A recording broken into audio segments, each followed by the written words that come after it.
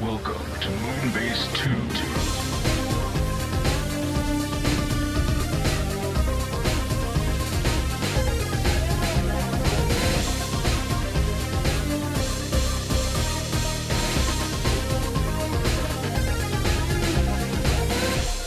Hello everybody and welcome to the Moonbase 2 podcast. My name's Andy, Corporate Commander TFW, and I'm joined this week by the king of the Iron Fist Tournament 7, enter the Mikey. Fight. I don't know. I'm not playing Tekken. I haven't played Tekken in like 10 years. You should play Tekken. I don't want to. Oh, you should play Tekken. How's it going, Mr. Mikey? I'm grand. How are you? Good. Feeling better. Still got a bit of a tickly cough, so if I randomly cough and forget to edit it out during the show, you know why. I almost coughed there, so yeah. But for the most part, I am alive, and I have not killed anyone in the household through cooking, so that's also a plus. I think that's always a plus, because I'm not sure you can cook. No. There's been a couple of times I was like, oh my god, is this thing even working? And I've burnt myself quite a few times, so that's been fun. Mm. And by fun, I mean terrifying. But like I say, no one's dead, so that's a plus. Always a positive. We're starting the year off well, I think. So we're not going to ask what you've been up to this week, Mikey, because, well, that's for the end of the show. We're going to kick off straight into third-party news. You forgot that's how we do it. You forgot that that's how we do it now, didn't you? No, I remembered. I was gonna maybe lead into it, but I thought, I can't be bothered. No. We're gonna do third-party news. There's actually a decent amount to cover since we took our Christmas break and did our Christmas episode, so that's good. But Unique Toys show their Unique Toys show their Palm series, which is apparently the line that they've decided to call the Headmasters, which I don't think was called the Palm series before, was it? I don't think so. No, I think that's the first time they've named it as that, at least in my eyes.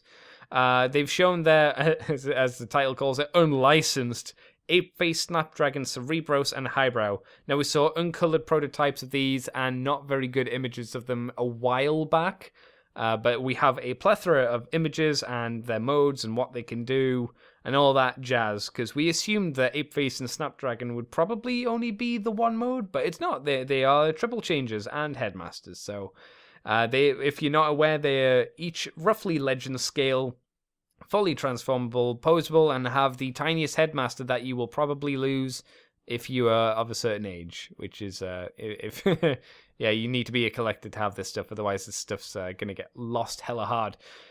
Mikey, we're going to start off with the small boys, or the boring boys, which is going to be Highbrow, shockingly, and Cerebros or Fortmax. So, how do you feel about the Autobot dudes? I mean, one turns into a head, which I don't think, but it might be able to be used on other things, but I'm not sure. And the other is a helicopter of sorts. Yeah, I don't know what the point of the head is. I'm just looking at him now. I don't... What toy is that intended for? Because that's not a Titan Master joint. Nope. It's not the right size for a Voyager Cerebros or anything like that. So, what are they making a Fortress Maximus? Maybe. Is this like a preemptive Fortress thing? What, do you think they're just doing a body for him? Is that what you're assuming with this? I don't know. This is weird to me. It's very strange. Yeah, because I mean, like I say, this is a legend scaled figure, so it's maybe about 3 inches, 4 inches tall. So it's going to turn into a head that's fairly big, but not as big as the one that would go on the Titan version, the Titan's Return version, because he wouldn't be a deluxe size figure. So it has to be smaller than that. So maybe a leader scale figure, but there's nothing for it to combine with, as far as I know. It's weird. How do you think the sculpts turned out for it, though? The sculpt's fine. I'm a little concerned about the articulation, just based on previous stuff with this line, and that, like, the head articulation was basically you took the head out of the socket and rotated it and then put it back in. So I'm hoping it's a bit better this time around.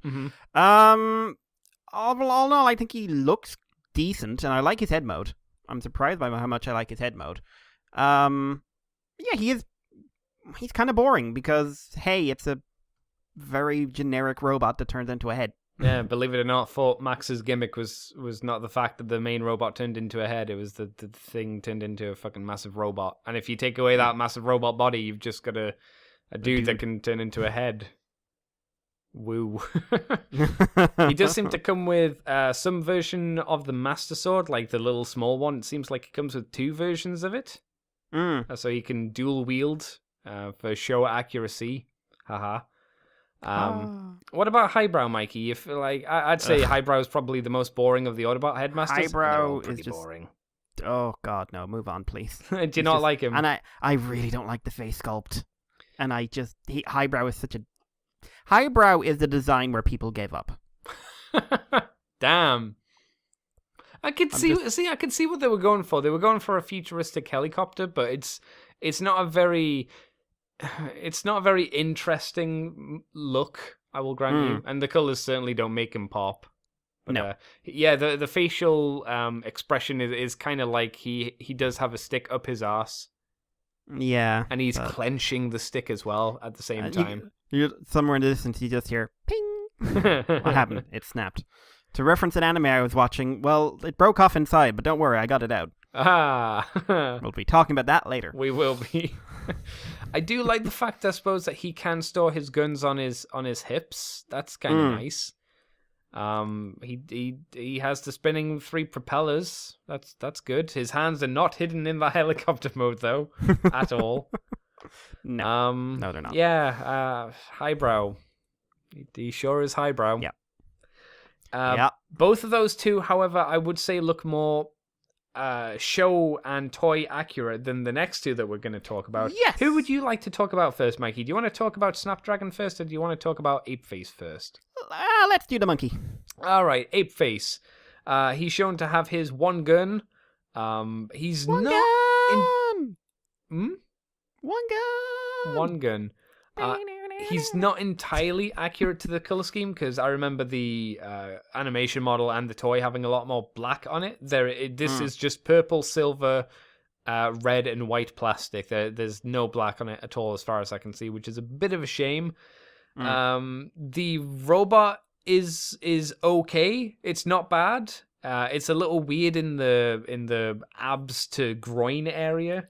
Yeah, it's a bit like his body stops, and then it's like his groin is huge and messy. Yeah, and you can tell that's for. I mean, you can see there's a hinge and pins and all that kind of jazz, but it does, like you say, look very messy.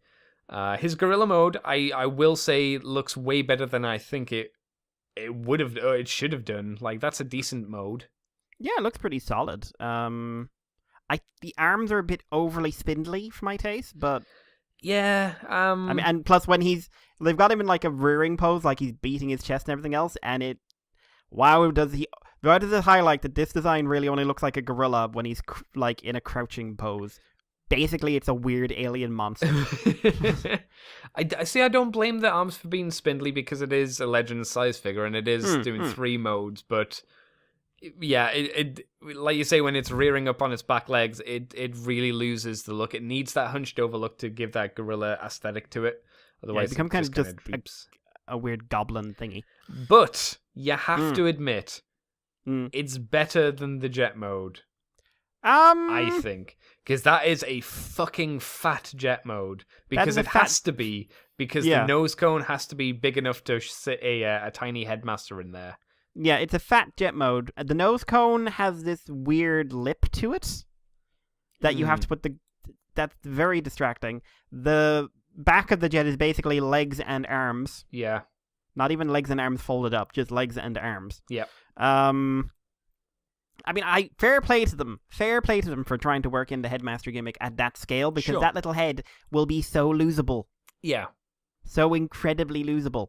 But I'll be honest, if they'd have just made him a normal guy, not a triple changer, I think it might have worked better. Yeah, I would definitely have preferred if they'd just gone full just gorilla. I mean, his name's Apeface. It's not Ape plain dragon face. Apeface jet. Apeface jet, that's better. And again, I would say that although he turns from a fairly purple and white gorilla to a back end purple, white, and then red highlights for the jet mode, I think the jet mode's colors just look really bad. I really think it would have been better if there was more black in there like that nose cone is so red and the wings are so red and it's just this big white lump in the middle. It's not a very pleasant mode to look at, I don't think. At least from my perspective. Yeah, no, I think that's fair. Snapdragon though, again, not entirely show accurate, but yes, you said better. Better. What else? Do you have anything else to say on him? I think his robot mode looks better in general. Okay, why is that? The color. I think the color layout is better. He doesn't have. I keep saying better. He doesn't have the crazy groin. No, certainly. His proportions I think work a bit better as well. I don't think he's got kind of the crazy ankle tilt that Apeface has, but overall I prefer his robot to anything Apeface has got. The only thing I would disagree with is the head. The shape of the head throws me off because it looks quite large. It looks like it's like if it was made out of blue tack, like someone grabbed it and just pulled it a little too high, like it looks longer than it should be. Space Pope. Space Pope. I think I messed that up, even though I said it there. Space Mope. Nice Mope. Speckins are good. What do you think about dinosaurs, Mikey, or whatever the hell it's meant to be? You're a dinosaur man. Godzilla. He's got this Shin Godzilla vibe to him. Like the mid form. With the wiggy eyes. Yeah, and the really long I neck can see that. Yeah. and then they've got him in the horizontal pose, and it's just like, it's basically it's that scene where this thing with no arms is just scooting along, going. Can I just say the voice on that thing in those early stages? Why did it have the same roar? It didn't matter. It sounded way too deep for something like that. They only had the budget for so much.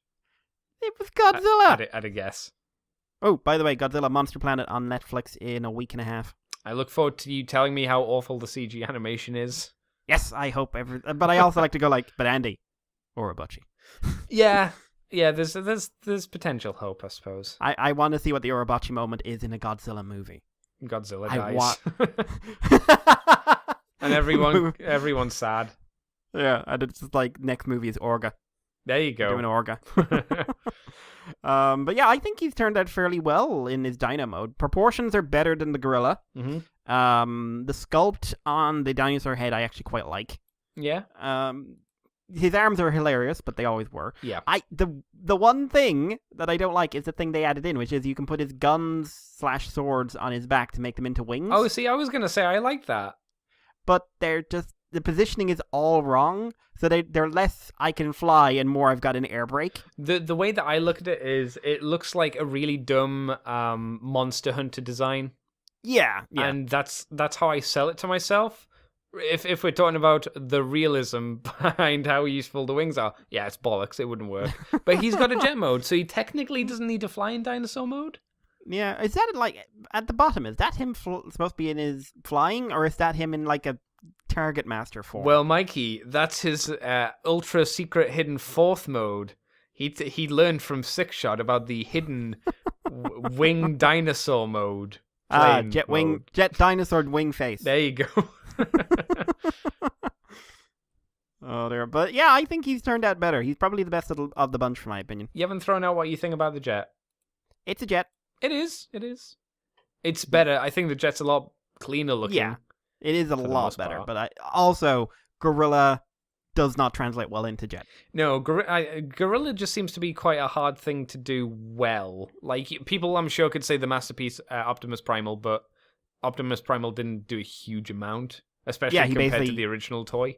He just sort of squatted down and went, "Shh, you can't see me." Yeah, and turned his groin around, and that was about it. I think to do especially a gorilla at that scale, a legend scale, probably tricky. And then to make him a jet as well, yeah, no, I wouldn't want to do that. More tricky. Yeah, no, less tricky. All that tricky. No trickies allowed. Who totally didn't blow up his local village. Totally, no, because there were loads of witnesses who confirmed that it wasn't his fault. Yep.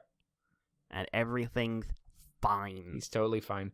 There's no information as far as I can see, at least on the story of, when these guys are coming out. A few videos were put out on YouTube, so if you're interested to see how these things transform, there are people who are transforming them who I assume are the people. It's either coming from the actual company or from sneaky people from factories that may or may not have picked them up. I don't know. But yeah, there you go. Mikey, do you want to take us on? You sound sad. Are you sad, Andy? No, I was holding down a burp. Yeah, so Fans Toys have released prototype images of FT30B Iceman, which is their masterpiece scale air raid. For anyone who doesn't remember, air raid is one of the boring aerial bots. Oh, sorry. Boring aerial bots, you which say? one? Yeah. Well, I'm going to say one that isn't afraid of flying and one that isn't a prick. I don't know. I don't know which two those are. Yeah. Silverbolt's the one who's afraid of flying, right? And Slingshot. The one with the glasses. Yes. Okay. Yes, he is the prick. Yes. Okay. I'll give you that. But yeah, Iceman is air raid, who I think is the mostly white one. What do you mean? What do you mean by mostly white? I mean, like I think from the front, he's of them. I think from the front, he's basically kind of like what if Silverbolt was smaller. Is he not the black? No, the black. No, the black one's air raid. Fire. This is air. Then yeah, he'll be the black one, and then in robot mode he'll be the white one. Yeah, because the red one is Fireflight, right? But there's another one as well. Fireflight, air raid, slingshot. Oh my God, who's the other one? Alpha Bravo. Oh my God, if they did Alpha Bravo as the 5th aerial bot in masterpiece scale. Can you imagine? Can you imagine the horror? That'd be great. That'd be a good move. Or Powerglide. There you go. That one. No, hey guys, one time it was Powerglide. But yeah, so this is their prototype for him. It's pretty basic. We just see him posing. We see him in his robot mode. We also see some jet mode pictures, and we've got one. It's one of those ones where they black out and fuzz up anyone who hasn't already been revealed, which is hilarious because. Who could because it be? Because for some reason the guy with the marker has made it to Fans Toys and had done up the bottom of Iceman's belly. So it's like this jet is black. Oh, you'll never guess who it is. Look, he's blacked out. You'll never know the details. Our secrets are safe. Followed by picture. And it's not just that. Like, oh my God! I just realized something. If you scroll down, because he's the F-15, I want to say. You see his jet mode, and he's like, oh look, top, and the shot from the bottom is the only one that's got anything blacked out. Is that really worrying? Does that potentially mean they've done nothing to the bottom? Do you know what that says to me? From the bottom, he's a robot. Yeah. And you are pay no attention to the man behind the curtain. I mean, it might not be true. It might be really intricate, but I doubt it. Like, my eyes are big and wide and going, I don't know. Are you aghast, Andy? I am aghast, thank you. I don't know why else would you black out the bottom? It's weird. It is just, very weird. But anyway, Andy, what are your thoughts on this young man? It sure is a aerial bot. He looks like Air Raid, I guess. I've got nothing. It's an aerial bot. The aerial bots are the most boring of the combiners, at least from my perspective. So I can't really say a huge amount on him. He doesn't look happy. He looks very stoic. I wouldn't. Here's a question. I mean, it's not for this character, but do you think that when they do Slingshot, they will give him the front of that Rolls Royce as an extra accessory? I would like that. Yeah. Because it was like the only thing that an aerial bot ever has done. As far as I'm aware. I think that would be really cool. Yeah, it'd be something. Yeah. Whatever. Aerial bots. Blech. Whatever. Shall I move us on, Mikey? Please do. Okay, well, Mikey, we actually talked about the idea of this, upgrading your Power of the Prime sets, and you were like, what could they do? Well, Perfect Effect took that and went, oh, we've got something for you. Some things. They've done the PC-21 and the PC-22 and the PC-23. The PC-21 is the upgrade set for the Dinobots, whatever you want to call that combined Dino thing. Call them Dino Pope. Bring that back. There you go. Volcanicus Pope. Nope. Just Dino Pope. 22 is Dino for Volcano Pope. 22 is for Starscream, and 23 is coming soon, but seems to be an upgrade kit again for Volcanicus for the second time. So 21 is just 2 hands and 2 feet. One specifically designed for the Dinobot set, so he's got little black toesies and black feet and little black handsies, and they seem to do the exact same gimmick they did before, as they turn into 2 giant Gatling guns, or the 2 hands turn into 2 kind of rifle-y-ish finger guns. Pew, pew. Yeah. They seem to be touting that they've got... oh no, is that any different? I think that's the same. They've got the ankle tilts, which seems to be the same as before. Yeah, this seems to be using the same technology, but slightly different mold. Yeah. They're saying improve, which means, I don't know if that's improve your toy or this is improve technology, but something of note is that the hands and feet were clearly designed for Volcanicus first. Yeah. Because they are used identically for the Starscream combiner, and boy did those spiked knuckles and giant dinosaur robot feet look odd on Starscream. It's slightly different in fairness. The feet have, for Volcanicus, have spikes on them, which they have removed for Starscream, but they haven't removed the spikes from the knuckles, like you say, which is odd. It's weird that they took the spikes off one, but not the others. I will say that the feet for Starscream look like tiny little shufflers that are blue. Yeah, and it's kind of very obviously photoshopped on there. Oh, yeah. Oh, God, yeah. So, I mean, we'll just talk about those 2 before we talk about 23, because 23 is used in the stock image, it seems, for Volcanicus. But, like, for Starscream, how do you think those improvements make him? I don't know. I mean, the thing is, they've very carefully here chosen ones that make him look more like Starscream in terms of the limb bots they've given him. Oh, God, yeah. They've given him all of the aerial bots. Yeah, and just the layout is just like, hey, Starscream. So, I mean, they work, and I think the feet do look like they'll be better proportioned, but again, these are photoshopped. Yeah. So I'm dubious.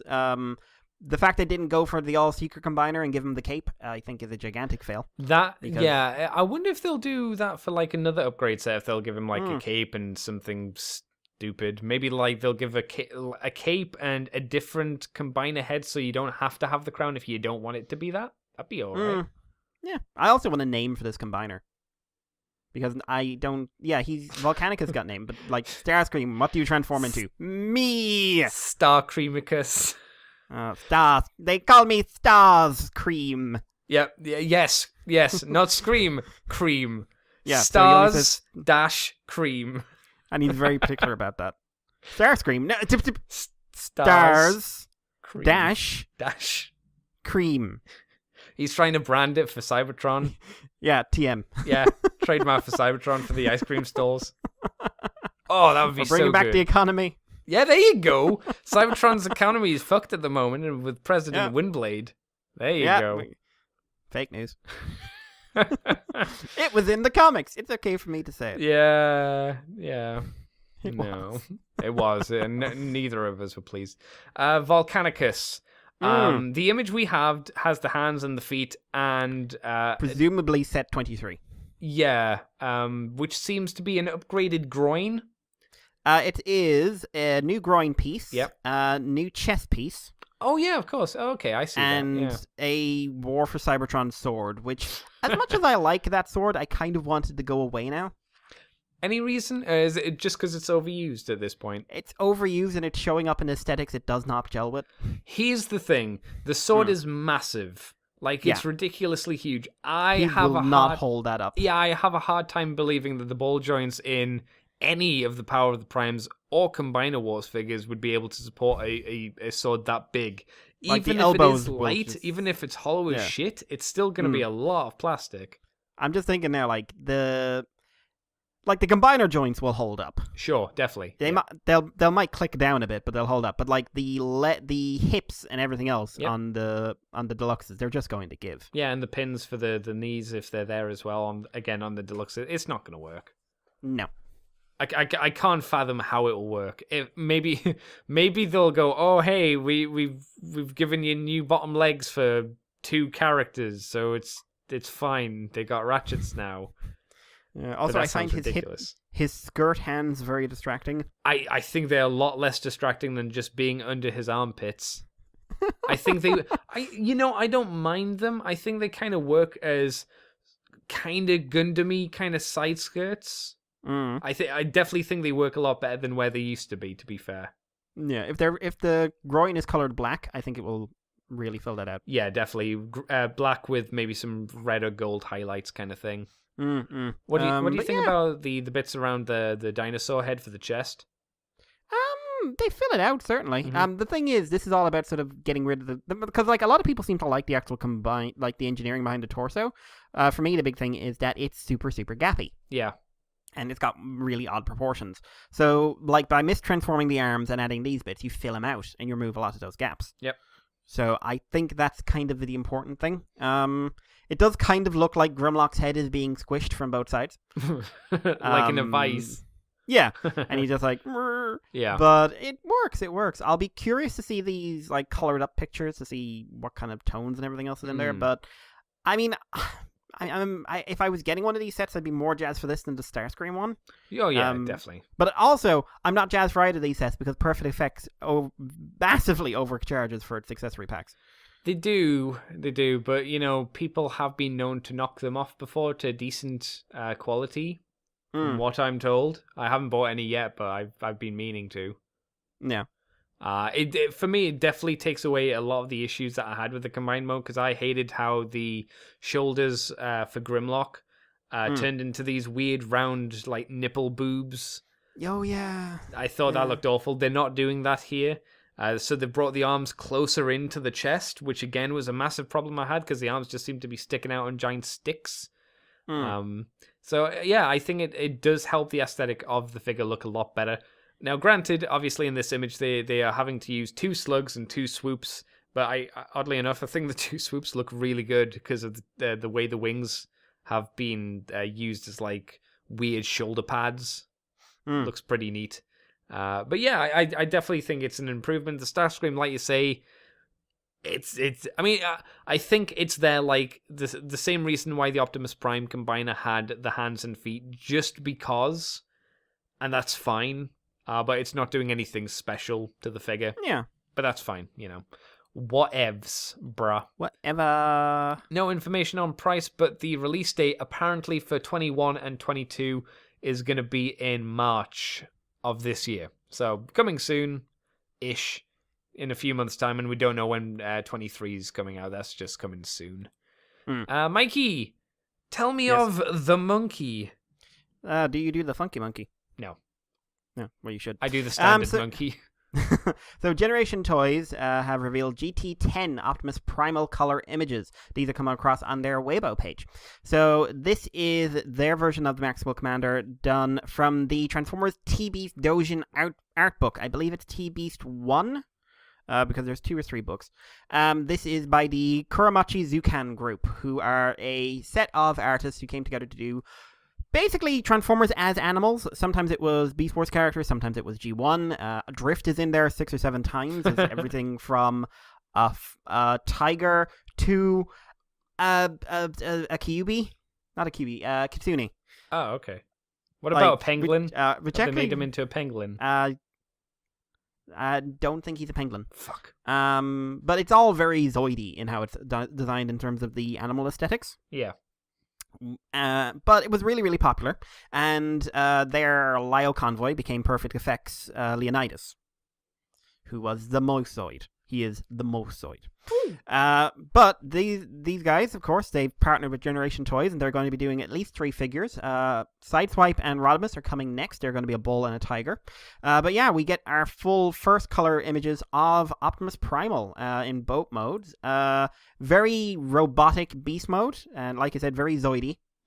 Gotta say, I think he looks amazing. There is one thing I have a complaint about in the whole figure, and apart from that, it's just like, wow, everything works. The colors look great. I think the proportions are amazing.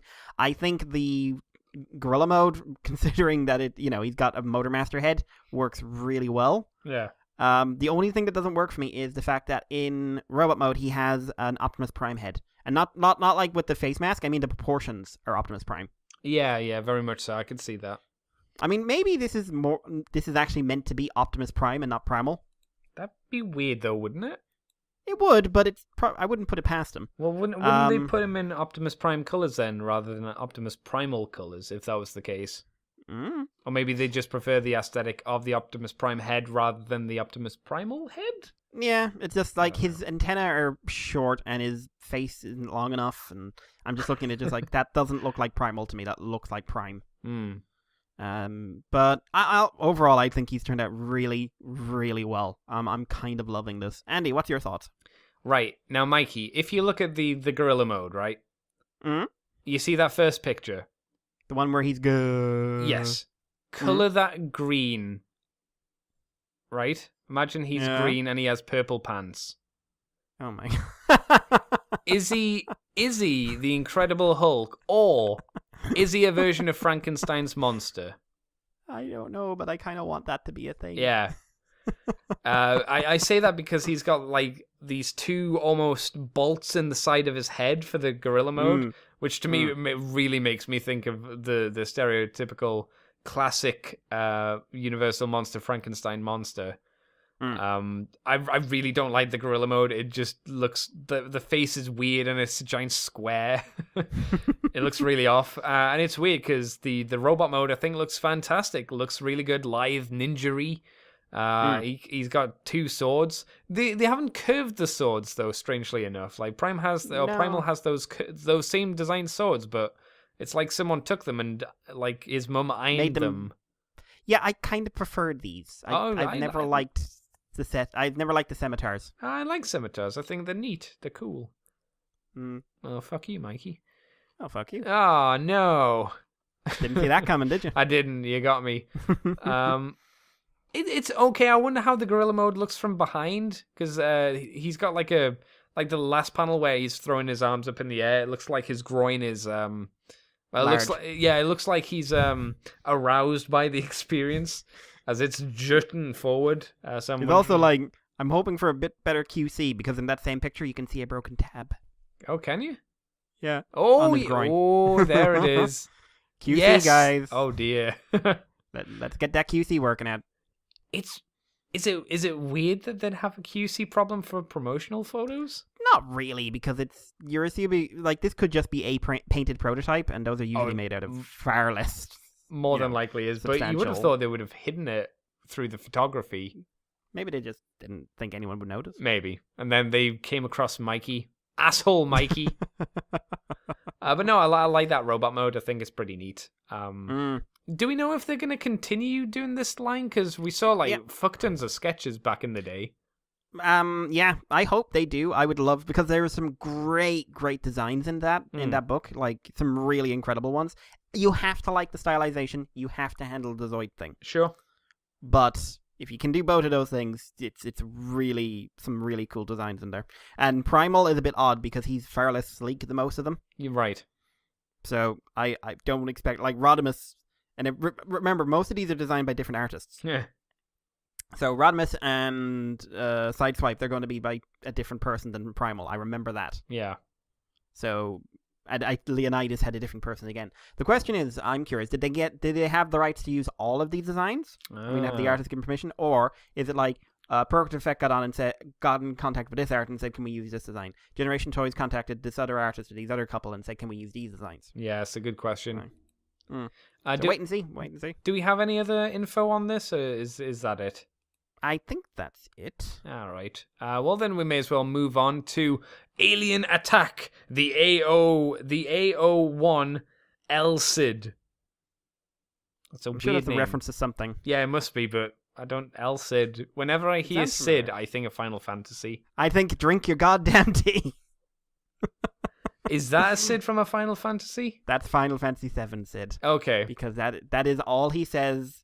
That he yells at a woman to make his goddamn tea. Sit down and drink your goddamn tea. Have you had your goddamn tea? I love Final Fantasy VII Cid, by the way. He's amazing. Yeah. He's such a prick. He was the best of the Cids.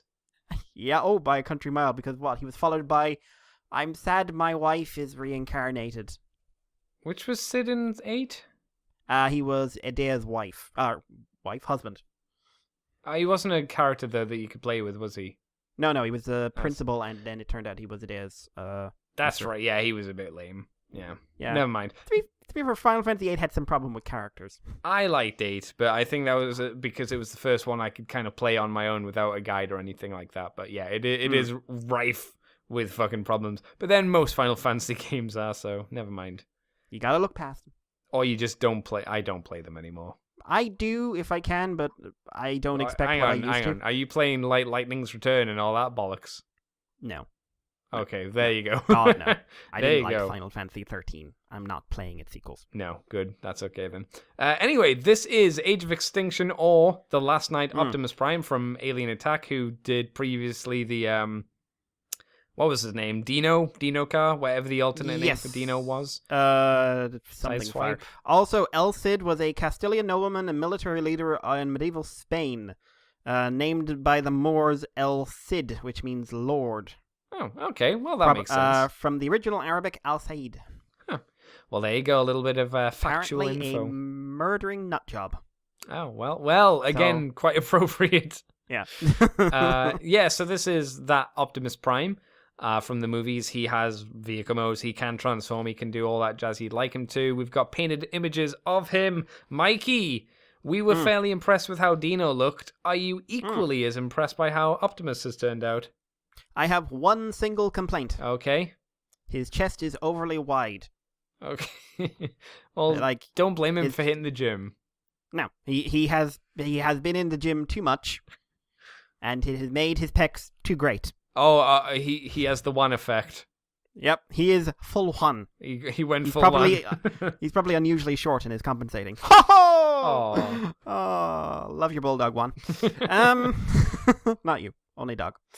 But I knew that because he's also trying to compress an actual functioning transformational truck into the movie Last Night design. Yes. So he's probably basically a robot with a truck folded in on top of himself. Oh, kind of like the Lockdown. Lockdown seemed to be like that as well. But obviously, he didn't have as much to push inside of himself. So I can forgive that. I think apart from that, this thing looks friggin' amazing. The paint's incredible. Yeah. The sculpt is about as spot on as I could ever hope it to be. I very, very, very, very few complaints. Like, it's a good size.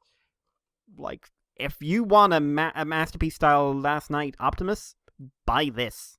Or check out there's another company doing one as well, I think. But, like, this guy, they kind of shocked me a little bit with how well it's turned out.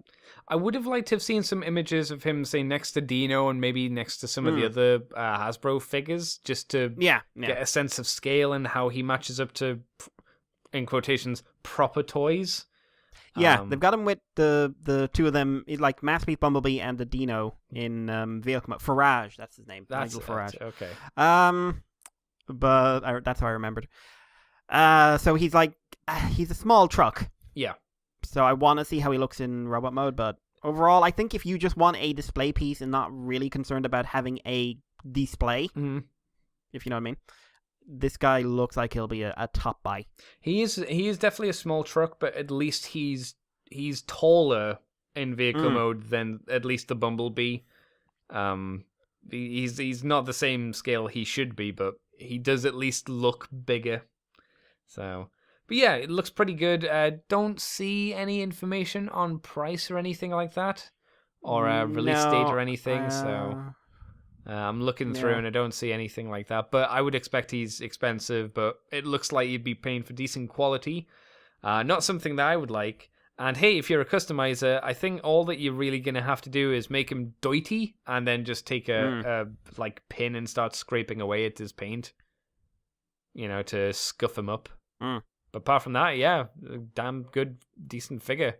Shame I don't like the movie stuff. Or maybe it's just as well, so I can save money.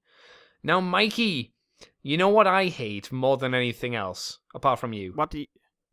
me? Apart from that, I said apart from that. I didn't think there's anything apart from me. I hate Transformers that don't transform. That's what I say every time. I spit on them. Exactly. Transformers that don't transform, how dare they? How dare you, sir? Well, on that complete tangent that has nothing to do with the next story. Spit in them. What's next, Mikey? It's a transformer that doesn't transform. What? What? We were just talking about that. Yeah, it's like you're in my mind.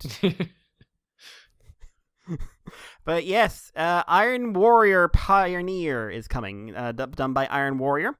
And this is their non-transforming, fully articulated, screen-accurate rendition of Transformers Optimus Prime from Transformers Prime, which was the 2011 show that Andy and I have both said is probably one of the best animated action shows of the past decade. And this is a redonkulously screen-accurate version. It comes with the Star Saber, has a removable face mask, loads of articulation. The Star Saber comes with 2 blades. One is translucent. He has the arm weapon, the arm blades he's had in the show. Now, as I scroll down and see, it doesn't transform. Although one sensible comment is, well, I mean, this is great, but where's Beast Hunter's Beefamus Prime? Oh, yeah. Yes. Yeah. But, like, there's more pictures as you scroll down, so he will come with, he comes with 2 separate Star Sabers. Not swappable blades. That's probably just as well. Multiple hands. Are they... right, okay. Are any of them posable, or are they just swappable? Yes. Some are posable, but, like, he's got one for static poses. Yeah, and also ones for specifically holding the weapons. Right. He'll come with his 2 arm blasters and his 2 arm blades, and the face swap option is not a face swap, it's a head swap. Technically, it has a face on it, so Yeah. I guess it works. Now, Andy. Mikey. As someone who was quite a fan of the show. Yes. What is your take on the most boring character in the show? Yes, even though the show is not about him, but maybe kind of was. Can I also say, because I don't think it's in our news, but Peter Cullen gave an interview today. Yeah, it's not in the news. Yeah, and I'm sad because everyone was going like, 30 more years, and I'm like, oh god. Can we remember that there was like a 15-year period where he didn't touch the franchise, and it's not his fault that I'm saying this, but also that Michael Bay didn't think he could hire him because, quote, can he act? Michael fucking Bay, get out of your fucking house. There has to be some irony with Michael Bay's statement there, right? He made him audition 3 times. Ugh. And it's just like, you do realize who you hired for the rest of your roles. The voice actors are the best actors you got. Frequently. And yet they insisted that he not act. Yeah, you're making Peter Cullen sad. Oh, they gave... And all the other writers. Sorry, they gave him nothing to work with. I think I should have stated, sorry. And now it's the thing, and Peter Cullen has literally said he's sad because he misses what he used to play. Oh, that is sad. Yeah. Oh. And also he thought that because he didn't know anything about like the business side of things and the fandom and everything else, he thought in 1986 they were killing him off because everyone hated his character. Oh. No. Yeah, because like he was told there were fan letters coming in, but he was never allowed to see them. What? That's weird. I suppose it was just like not the time. Just like voice actors. I they guess, directed at the character properly. Can you imagine like, we've got some fan letters for Peter Cullen. Send it to the shredder. James Avery just looks up and says, "What?" As he just gets buried. Why do I have these letters to a robot? He's buried under the letters, and then his hand pops out of the ground, and then Will Smith comes in. Oh no, it's the Super Uncle Phil. Will. Oh, that would have been a good episode of The Fresh Prince. Why didn't they? I'm guessing Turtles was Turtles out before or after? They were airing at the same time. The second movie though. Yeah. Oh man, they should have had that joke in. They really should have. Damn them. Fuck you, Will Smith. You ruined it. Yeah, Will. If Will Smith listened to this show, man, the anime that your son did was really trash. You also, oh my god, please sit him down and talk to him. So this is not how we do anime. This, it's made me afraid of Netflix anime, which is why I haven't seen Devilman Crybaby, that everyone will not shut up about. Yeah. But also After Earth and Bright. Oof. you can do better. Yeah. You Anyway, have done better. Optimus Primal, the figure. Optimus Prime, the figure. We saw these prototype images a while ago, and we weren't sure if they were going to transform, but I think even then we were a bit hesitant, and we were like, this probably isn't going to transform. This looks fucking good. Like you said, Mikey, the most boring character on the show. Like, the least interesting. The Viacons were more interesting. Like, yeah, legit, Steve. And a dude that was thrown off a plane.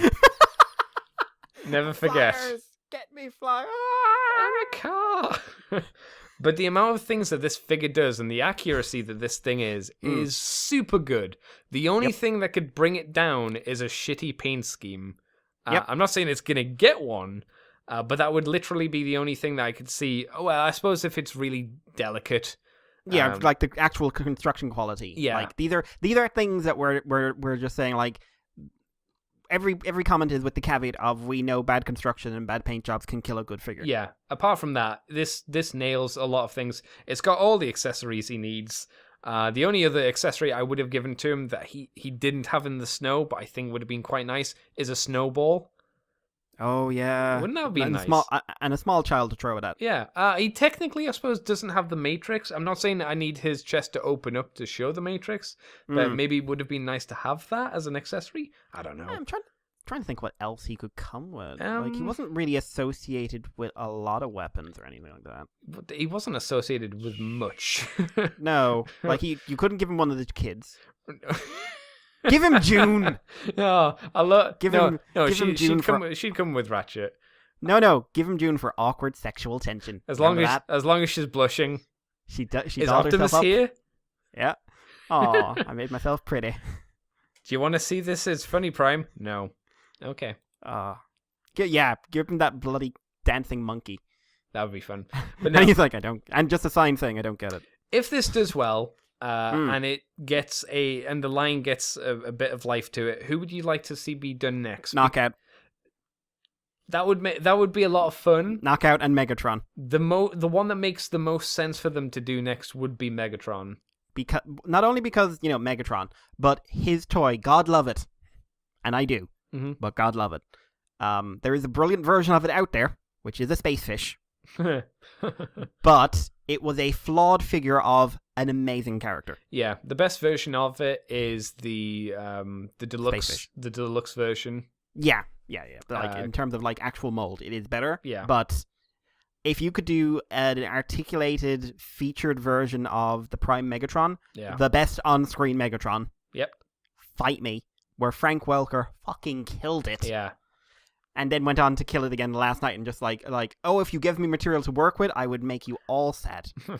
But you didn't, but I'm still going to make this at least bearable, because I'm Frank fucking Welker. He could come with a decent amount of stuff as well. He'd have the Dark Saber, he could have Shard of Dark Energon, you could get a lot of, he has a lot of decent facial expressions, so you could give him a decent few. Movable eyebrows. That would be pretty neat. I don't think they'd do it, because I imagine it would have to have, cuts in the head. But if you could just give him a few different faces, that would be pretty neat. You could put his eyebrows on ball joints. You could give him the different arm for when he yeah. Yeah, that would be great. That would be great. What else could you give him? Because he's used everything at some point. Yeah, he's the Hammer of Solus Prime. Yeah. I'd give him the spark extractor just for that one scene. Wouldn't Starscream have that more so? Yeah, but then I'm Megatron thinking of the Energon Harvester, sorry. Yeah, Megatron had a great scene where he was using it and just backing up into the ground bridge. Yeah, there's definitely a few things that he could come with. I would like to see them do a human set as well to scale, or maybe a little larger than to scale. Like if they came up to Prime's knee, I wouldn't complain too much about them being out of scale, but that would be nice because RC comes with a bike the same size that big enough for Jack to ride, but she clearly can't transform into. That'd be nice. I'd like that. She could come with a hollow avatar as well. Oh, that'd be nice. Sexy biker. But yeah, I'm fairly impressed with this. I hope the line does well. I hope it continues. In a theoretical world, if I had money, I'd probably get this Optimus Prime. Oh, absolutely. Like, this is, if I come into money and, like, I have a week where money is no option, this is bought. I think it's quite easy to suspect that it's going to be over £100, though. Yes, There's no price given, but... Yeah, and to be honest, as long as it's not hitting 200 or 300, Yeah. unless it's, like, doing the flame toys thing of just, like, insanity, which I suspect it's not going to do. No. Because they want to sell it. I think 100's a reasonable price for a figure like this. Yeah. At least $100. But yeah, I really want them to, like, when they were advertising this, they had some movie characters as well. I remember in the display, but I'm far more interested in them doing the Prime lot, like certainly. Megatron, Starscream, are fully posable Soundwave without having to transform into anything. Oh, that'd be neat. That'd be really Arachnid cool. would be great. Decent Arachnid figure. Yeah. Knockout, of course. Sure. Knockout. Yeah, because he needs a decent figure as well. Yeah. The only one, I wouldn't actually be that big into most of the Autobots because most of them got decent toys. For the most part, yeah. RC, I'd say, could do with a better one. Yes. And she was clearly the main character. Yes, yeah. Because I'm also not objecting. Amazing character. Love RC to bits. Oh, yeah. That was a great show. Anyone who hasn't seen it, that was a really good show. It had a few ups and downs, but for the most part, like, hey, they got Nolan North at one point. Yeah, we certainly give it like the Moonbase 2 seal of approval. I think we might like it more than other podcasts, but I don't know. Yeah, but I think we talk about it more than other podcasts. Other podcasts don't have souls. That's true. I mean, have you heard Transmissions? Yeah, I mean, dead. All of them are dead inside. Yeah, Charles is just like, I've got a toy. I'm not going to open it. Well, that's only because he's a doctor of death. Yeah. That's why they call him Dr. Death Charles. Double D. Double D. Double DC. Yeah. So we'll move on to what... I mean, there's not a lot of news in this little bit that I'm going to talk about. More so bad or disappointing information. We got some information and scans from the Figure King issue number 239 of Power of the Primes, info bar Optimus Prime, which we're not going to talk about because it's dumb. I kind of would like to play with that. It's dumb. I know it's dumb, but I still want to play with it. Transformers Downtown no Geki no Suka ya... I don't know. Some bollocks. Oh, for God's sake. You're the one who did Japanese lessons. Why am I better at this than you? Because I like to take time to sound out the words than quickly do it. Arahende. It says Arahende. There you go.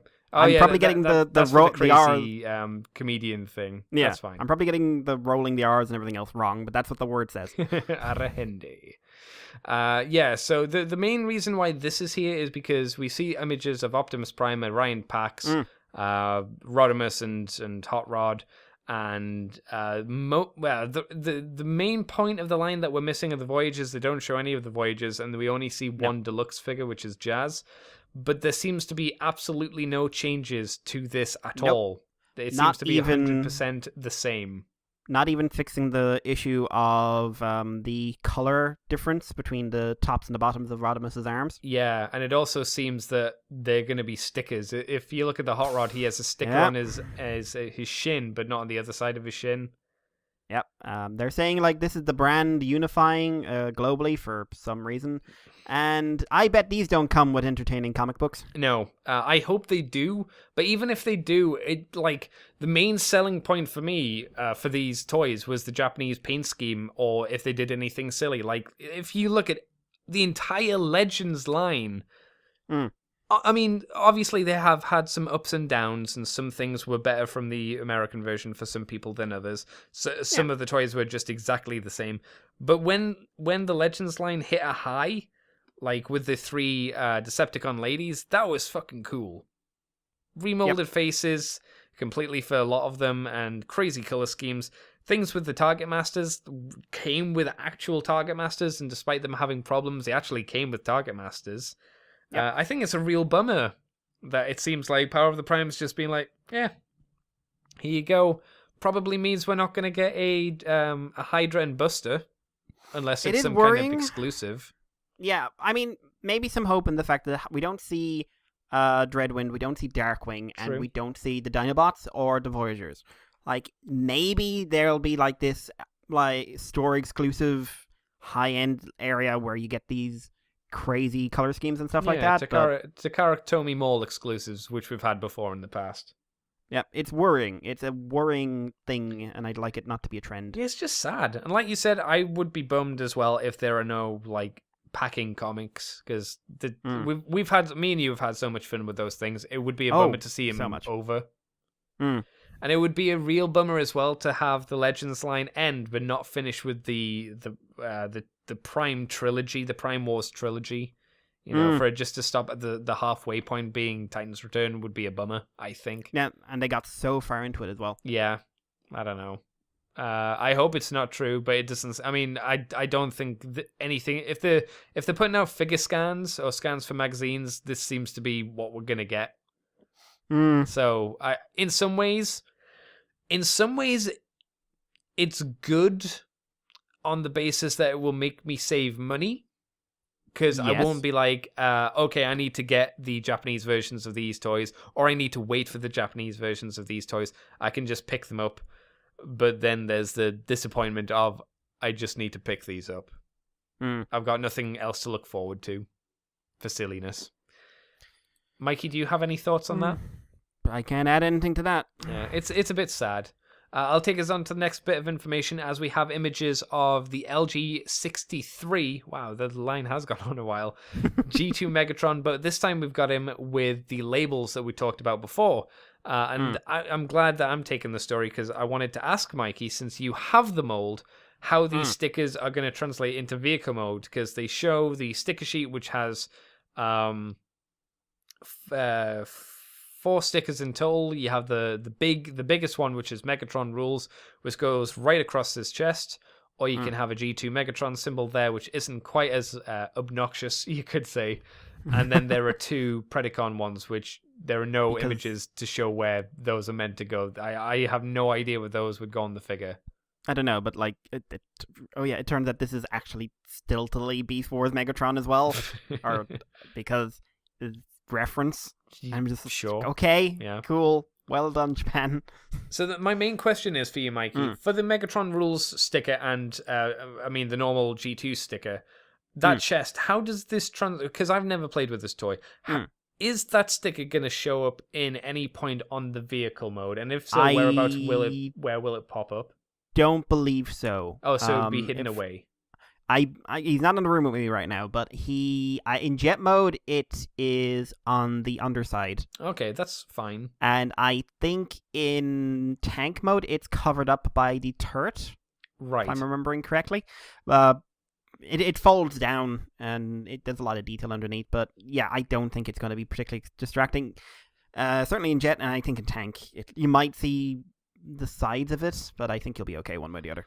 What do you think of the Megatron Rule sticker? Because the idea of it is pretty neat, but I just don't think it looks very good in practice, just because of the placement of it. If it was like something on the forearm or the shoulder, I think it would be better, but it's just right on his boob. Well, the point is, it didn't look good in the first place. No, arguably. Arguably. It was a big sticker that was a different color to the original toy that was cheap and 90s. Yes. And in that context, it certainly is captured here. I would much prefer him with the G2 sticker or with the Beast Wars sticker. And if I had him, that's what he would have. I mean, I like the fact they have him with the cannon as a railgun. Yeah, that's pretty cool. I think that's a nice little trick. Mostly because I've never thought to attempt that with the toy.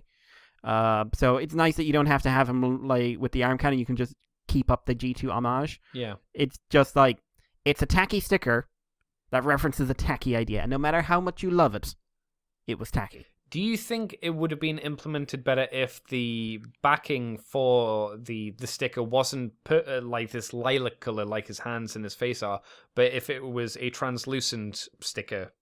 Whatever you call those ones. So it just had Megatron Rules and then the scratch marks on it. Yeah, I think it would have looked better, but again, that's not the point. No, it still would have been obnoxious, but it would have at least blended onto the toy better. But like you say, that's not the point, I suppose. I do like the image of the Savage Noble holding the sticker sheet. That's quite cute. Yep. But if I had it, I would personally, I would just put on the G2 symbol. But that's just me. That's just me. Mikey, do you want to take us away with some comic stuff? Because it's been a while since we've talked about Legends. Yeah, while we were gone, there were quite a few Legends comics that came out. We won't be talking about all of them. Like, the most recent one was a Christmas edition that focused on Luna from Battle Beasts, and it hasn't been translated yet, so I can look at the pictures, but whatever. There's 2 or 3 others that came out that I won't be talking about to do with Fortmax. But Perceptors, Slugslingers, and Octanes came out, and at least 2 of those deserve some sort of a chat. Yes. So these are LG 55, 56, and 57. 55, we'll start with that, which is Slugslinger gained controls of anti-electrons and plasma energy, and Transformers can't stop him. So Xiao Xiao meets up with Spike in the Legend world, and is a little confused, because Spike's not supposed to be there. Never confused. And is more confused when the police chairman tells her that all Transformers in this... Oh, no, Spike's the chairman, sorry. All Transformers in this dimension will cease functioning in the next day. Ooh, Spike, what you talking about?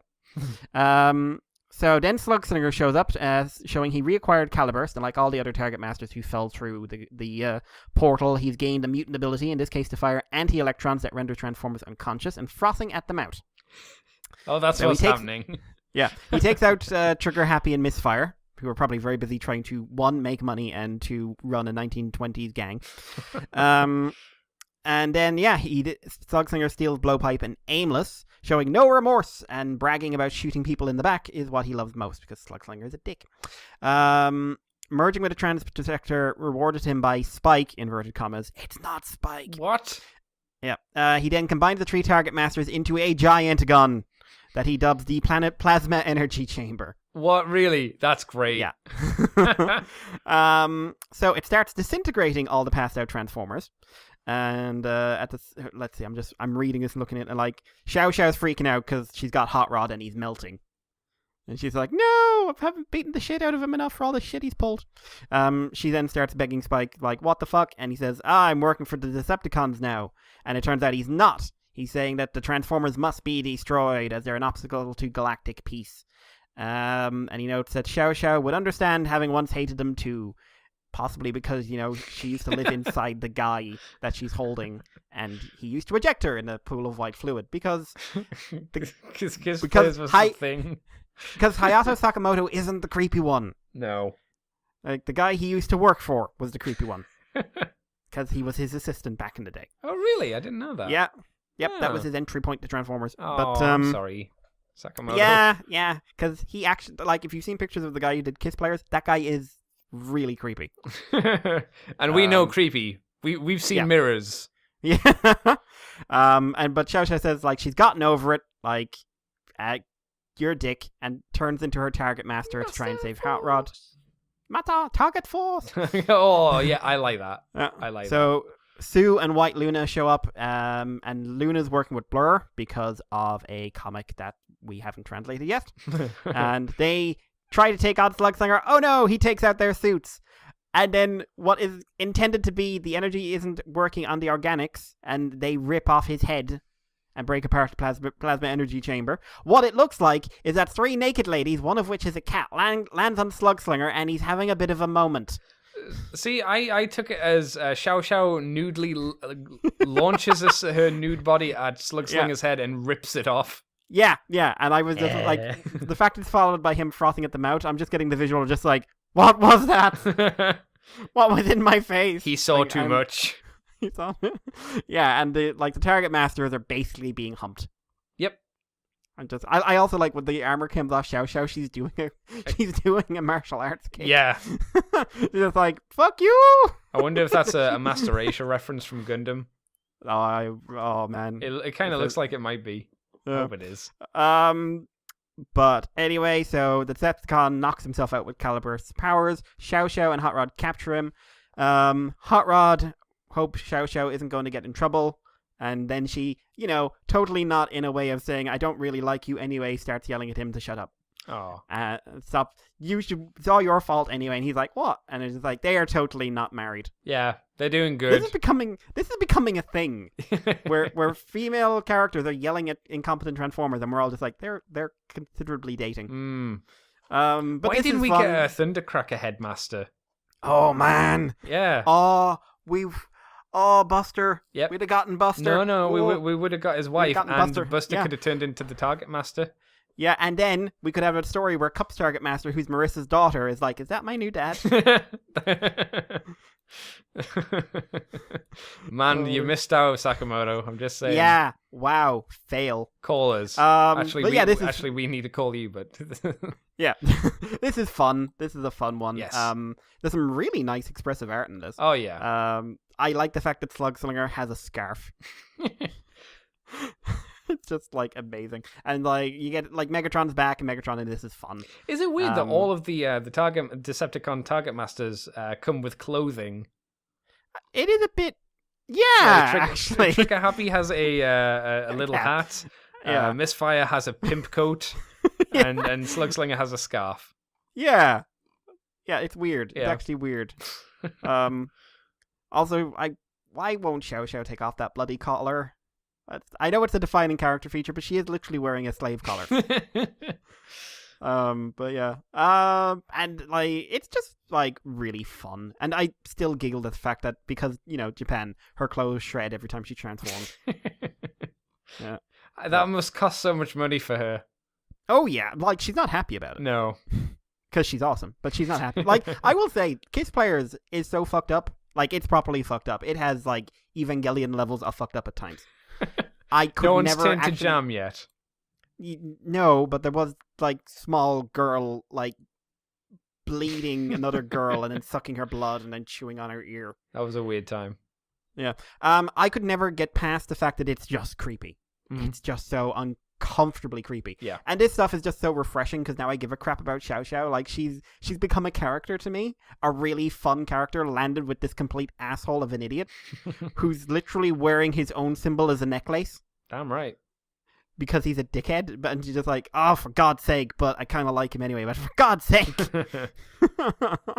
Oh, dear. But I enjoyed this one. And Andy, any thoughts? Yeah, no thoughts. Fun. Enjoyed it. Want to get the toy still. Planning to when Mandarake is kind. Are you glad that you now own not a Target Master of a robot, but a Target Master of a young lady? Because they have absolutely no characters. The Autobot Target Masters... It really does add something more to them. You know what the problem is? The Decepticon Target Masters have no personality in comparison to the Autobot ones now. Mm. They don't turn into anyone. They just happen to be robots that don't really do anything, which is kind of sad. They beeped in Japan. They beep. I just mean in the context of these comics. Oh, like, yeah, they're yeah. nothing in comparison to the Autobot ones. Kind of sad. Yep. It's a weird one. Yeah. It's a weird one. What's this up, gets Sakamoto? Yeah, you're like we're all we're finding is failures today. I'm sure Sir. he listens intently for tips from us. I don't know. I could believe he'd listen, but also I know he doesn't speak very good English. So if he is listening, he must be just like it's nice, quiet background noise. Stupid English people.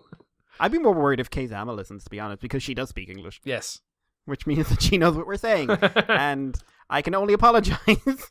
Profusely if you're listening, Kay. We say good we things love your about work. our art. Yeah, you're lovely. Yeah. You're nuts, but you're lovely. But yeah, the next one is 56, which involves Nijika. Because of Jesus course Christ. it does. It's Perceptors. Yeah, because everything must be referenced. Yes. Everything. So, let's see. Having heard of Legends World, which was created by Zamajin, Perceptor travels to the dimension to meet Katsudon, whom he lost touch with after that whole put me in a robot lady face thing. And, Perceptors worry about him. Highbrow looks forward to investigating the dimension's mysteries together with his fellow scientist, and Perceptor fixes up Ramhorn, who was injured in a fight. He can't be a cassette now anymore, so now he's a tank gun thing. Ramhorn's not happy about it. But he's like, it's fine. You can do stuff on your own and you're relevant to modern day technology. But then Katsudon shows up and says he's here to take back Nijika before tearing Perceptor's head off. Which he can do because he's super strong. Because what was it? Dense gravity or something like that? Yep. Yeah. Minerva and Highbrow are like, the fuck? Oh, God. And then Ramhorn warns them that Zamajin are strong and that they could bring extra firepower. Katsudon brings Perceptor to the headless new body of Nijika. In sexy pose. It's fucking Windblade. Yeah, it is. He murdered Windblade and is now going to use her sexy body because we haven't seen Legends Windblade in a while. No, that's true, actually. So she probably got horrifically Japanese murdered. Where all like she didn't like get her head chopped off. He like started pulling and it's just like her eyes exploded and Oh, God. neck fluid everywhere and everywhere else. And then he just like keeps her body and poses it in sexy poses because but anyway, he puts Perceptor's head on it. The process is interrupted by the other Autobots who have reconfigured Perceptor's body into a tank form, and they shoot down Katsudan long enough for Perceptor to get his head back. He then turns Ramhor into a gun and points it at Zamajan and says, "I shoot you." And Don runs off, swearing he will fulfill his dream of creating a full-size Ninjika one day. I want my sex slave robot. That's all I want. I don't care who's driving it. I just want the body. Admitting he wasn't actually going to open fire on his old friend, Perceptor hopes that Katsudan will someday, on this night of falling stars, find the right path. After returning to the Axelon, Perceptor figures that since his head is already separated, he might as well just convert it into a proper transector and live a comfortable life. Because why not? There's no point being a full-size Transformer in this world. You're just going to be dealing with shit. Unfortunately, this makes him less comfortable for him to use his microscope mode, so he now has to stand on Minerva's head just to see through the lens. There seemed to be some poor planning from Perceptor here. Yeah, just a tad. Yeah. It's also like when he's changing Ramhorn appears to be screaming. He doesn't seem pleased, that's for sure. And Rat Trap is freaking the fuck out. What are they doing? But like he ripped off, like there's blood when he rips off Perceptor's head. Yep. It it's mean, and I just love it. What's the body? It's Windblade's body, but it's also it's the Titan's Return body. Mm-hmm. But it's got the little scarf thing she had in a couple of the Legends comics. Oh yeah, and I'm just like, oh no. Is that going to be on the Japanese version? Do we know? To be fair, we haven't. Have we had a Windblade announced? Oh yeah, no. We know it's coming because it had a like there wasn't a huge amount of changes we could see, but it had a more interestingly painted face from what I remember. Yeah, so I'm looking forward to the sequel comic, which is just Windblade going, "Give me my fucking body back." You know, my lovely jubblies are not for you. This comic makes me very interested to see what the Windblade one's going to be like. It makes me like, oh, maybe I should put in a pre-order for that Windblade already. Yep. I now have a bunch of these saved onto my computer, by the way. Like, I'm really hoping for full translations, because I know one guy is actually collecting them with the hopes of translating them, so hope for the best. But I love the image of Perceptor standing on Minerva, and just like, yep, yeah, this makes sense. I like the image of Perceptor with his head violently shoved onto Najika's new body. And he looks utterly horrified. No! I know what's coming and I don't want it. Well, no, it's a fun one. Yeah, it's a fun one. Like, pretty tame, but fun. The next one isn't tame. No, it riled the people up. Oh, the internet broke. Like, I did not get involved because I know my opinion is not going to form into the norm. But because I see innocence in this to a point, possibly due to the fact that I'm insane. Mm-hmm. And also just like, this is so Japanese, like, so incredibly, unbreakably Japanese. Oh. Gotta prepare for this one. Begin. So, in the year 2022, in the G1 world, where if you don't remember, in the Legends thing, most of the comic is set in an alternate reality. G1, Craze Stalker Luna Club. My girls are back. She caught Starscream and cut his head off. As the sword she has is dripping with Energon blood. Yeah, blood. My blood, God. That's what it's dripping with. Because it's on her legs, so naturally it's blood. She's surprised he survives thanks to his half-ghost form, because remember, he got half revived, and she was angry about this because she wanted him literally inside her, so she wanted to kill him so he would go inside her. Yandere. Just a tad. She doesn't mind, since now she can kiss him all she wants. Starscream is kind of like, I'd like to not be here, please. And he wants to go to the Legends world so he can become a headmaster and regain mobility. And Moonheart, Luna Club's sister, is listening in because she's pining for Soundwave, who's currently in the Legends world. Oh, that's right. And she wants to go see him. I forgot she was into Soundwave. Yep. So, like, I'm just going to say her introduction picture is basically her thighs. Sure. and then her sort of she's kind of fainting at the idea of meeting Soundwave. She's swooning, I'd say. Swooning would be a good one. Swooning. So back in the Legends world, where things are relatively saner. In massive quotations. This is how it's written down as this. So forgive me. Known pervert Tigertron has met up with Octane, and the two are making plans to seek out the ladies, hire them to make sexy videos, and get rich. For anyone who doesn't know, this is a real thing in Japan, and if you watched any show with a female actress in it, and I mean any show, she has done a sexy bikini pin-up thing. I even know for a fact that in the popular areas where people go, there are just people who hand out business cards to try and get ladies to come and do photo shoots that usually lead to porn. Yes, That's just a thing. Like, unless you've got a proper agent, it's called being a gravure idol. That's right. But unless you've got a proper agent, your gravure idling will one day lead into you being a porn star. Yeah. And not a unionized American porn star. Oh no, like weird stuff. Because the Japanese porn industry, from what I've read, is quite a bit dodgier in terms of some of its setup. But anyway, so they want to do sexy Transformer videos because, like I said, gravure idling is a thing.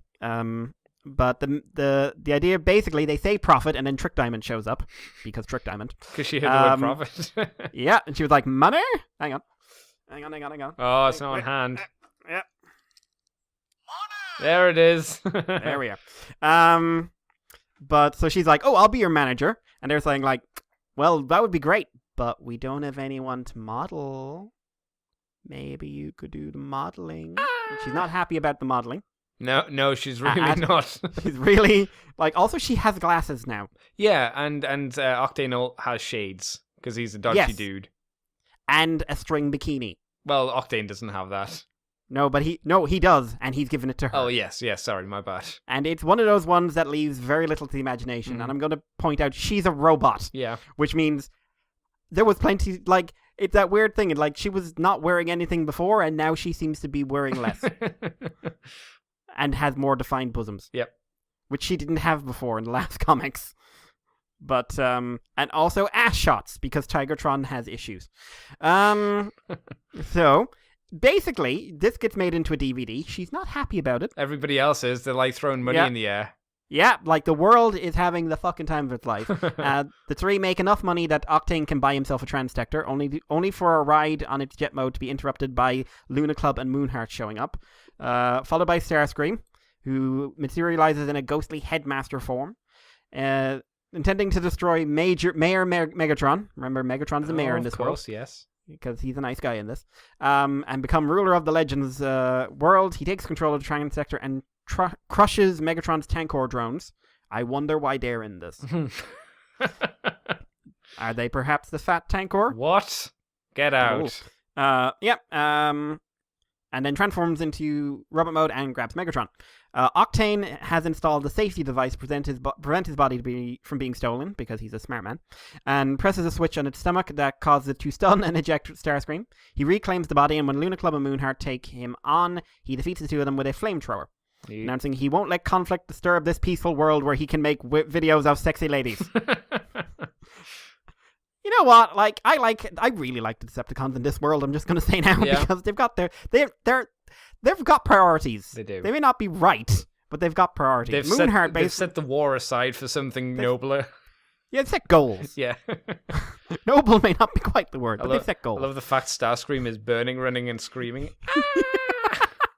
Right, basically, the girls have had enough. Moonheart goes, fuck it, I want Soundwave, and leaves.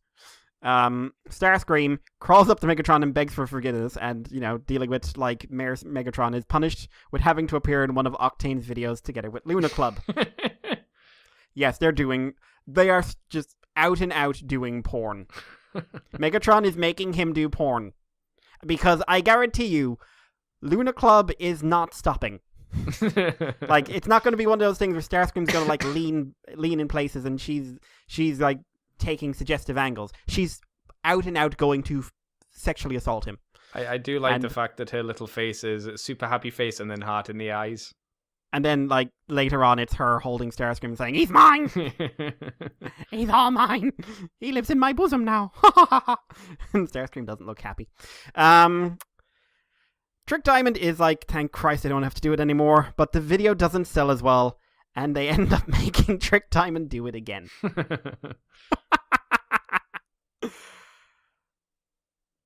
Oh my god. Silly, crazy fun. This is a 4-page one as well. Yeah. Now what really, like, before we talk about the actual comic, this one broke the internet a bit because there is no holds barred on Trick Diamond stuff. Mm-hmm. Like, it is just porn. It's softcore porn, what she's doing. Like, she is covering her nether regions and pulling it so she's got features appearing. Full ass shot. And then they take, like, Sakamoto takes advantage of the fact that in the back of Trick Diamond is a little hole. Yep. Which I think is for a stand or something. Yeah, yes, I think so. Or it could have just been the screw hole for the leg joint. Yeah. Anyway, so there is that. So, the last shot is us looking at her anus. Because this is toy accurate. This is the one bit that is accurate to the toy. Everything else is stylized Japanese sexy lady. Mm-hmm. This is accurate to the toy. The internet exploded. I know at least one person tried to modify the TF Wiki page to just say Hayato Sakamoto is a creepy man. Oh, boom. Yeah. That's not cool. Yeah, not cool. No, we've seen the guy. He's actually quite lovely. Yep. And he's a bit of a sweetheart, and he's also kind of gone out of his way to be nice to people. All right, in general. Why don't you date him already? Jeez. I would if I could. He's lovely. He's so pretty. And he's clearly got a sense of humor. And yeah, the internet exploded. But the internet's mostly forgotten about it, but hey-ho. Like, the people who hated Legends comics before now still hate them. Yeah. And can now just be vocal about it. I don't hate the Legends comics. I quite like them. They're quite nuts. And this is just, like, everything hilariously insane about everything about these comics in one thing. We've even got the weird cheesecake robot from G1, and Cab. Cab is in there as sexy waitress. Remember? Cab, cross-dressing Cab? There's a few ass shots of Cab as well. Yeah, no one's complaining about that. No. You're all happy with that. You're all happy with Cab's ass. And I just like... And, like, I've seen in the last week a lot of Cab fan art show up in my Twitter. Really? Yeah, including in Cab that spills... outfit? Cab spills ice cream on himself and has to be helped up by Shuta in his outfit. And let's just say the ice cream falls in a very certain way. Of course it does. Yeah. It's fine. It's fine. But this is fun. Like, I love having the Megatronia girls back because they're, as far as original characters, I think they're the best ones. Yeah. Like, I really like the 5 of them. I actually just like them. They're great fun. Like, the fact that Luna Club has just gone like, yep, cut his head off. It's mine. I wanted you dead so you could crawl inside me. You're not dead, but it's fine. Let's go get you a body so we can make out. It's like, oh, we're going to do this video. Oh, it's going to be X-rated, my friend. It's going to be... I don't want it to be X-rated. It's going to be. It's just fun. It's just fun. And poor old Trick Diamond, that's like, hey, she's not trying to get everyone killed anymore. No, and she's not working with Thrust. Is it Thrust? Yeah, well, Thrust reformed. That's right. Again, all the Decepticons reform in this world. It's like they knew what we wanted, which was them sticking around, and they're all just kind of good guys now. Yeah, just doing stupid shit. Yep. So Trick Diamond has glasses, which I think is pretty much so she can do the sexy glasses look. Probably, yeah. Yeah. Also, can I point out, after making their millions by, selling her, basically, and buying Octane's Transtector, they didn't let her change out. She's still wearing the same outfit. Is she? After presumably weeks have passed. It doesn't show you. It doesn't show with that stuff. It just shows Tigatron behind shooting a butt. No, but like in the just after the second page, sorry. Just before the girls show up to attack Octane. Oh yeah. Oh, you mean on the plane? Yeah, she's still wearing the outfit there. And presumably weeks or months have passed. But to be fair, remember, if she took it off, she'd technically be wearing less. That is true, yes. Like, I'm looking... I think my only disappointment about the Megatronia box is that no one was wearing a towel, and I think they were. It'd be like saying if Tigatron took off his tie, he would be more naked. Yeah, it's like Porky Pig. It's like Porky Pig. Exactly, or Donald Duck with pants. Yeah, these are amazing. And like, hey, Octane's a good guy again. I just look like the end of this is that all your bad guys become good guys, and if they're not good guys, they get something out of it. Yeah, like Octane's sleazy. He's not a bad guy, but he's a sleazy dude. Yeah, That's fine. Luna Club doesn't get to help Starscream take over the world. Nope. And does kind of catch fire, but Moonheart gets to go off and find Soundwave, which I'm sure she'd be happy about, and Luna Club gets to help Starscream with his video career. Yep. Well, her dreams are complete now. She has Starscream to herself. And Trick Diamond's making money. She's not making money the way she hoped, but she's making money. I want to know why their video failed. Yeah. Maybe it just didn't have the market. Maybe it was too raunchy. Probably. It was probably like they could only do like a 3-second clip. And just like, wow, this is just not monetarily investment. Maybe it happened and Megatron saw and was like, no. Yeah, no, there'll be none of that. I can't release this to the public. No, not in my town. We're too classy for that. Yeah. But yeah. These just make me smile. Same. They're dumb and insane, and I love them for reasons that are basically the fact that we have a world where this amount of crazy is happening. Like, I don't know. Like, I'm sure. I don't want to get into the politics of people not liking him, because I think it's fair if you don't like them, sure, or if you find it different. I did laugh when TFW started these are from a different culture, please be aware. Hi. Warnings, and I think it's more like it doesn't bother me that that's there. It bothers me that they have to say that. Yeah, exactly. Like, it is a different viewpoint of the world, guys. We don't, they don't like a lot of what we do, and we don't like a lot of what they do. In all seriousness, if you're going to get into real world context, and I don't know. Like, as a Western white heterosexual male, I'm probably not really equipped to comment on the deeper politics of this.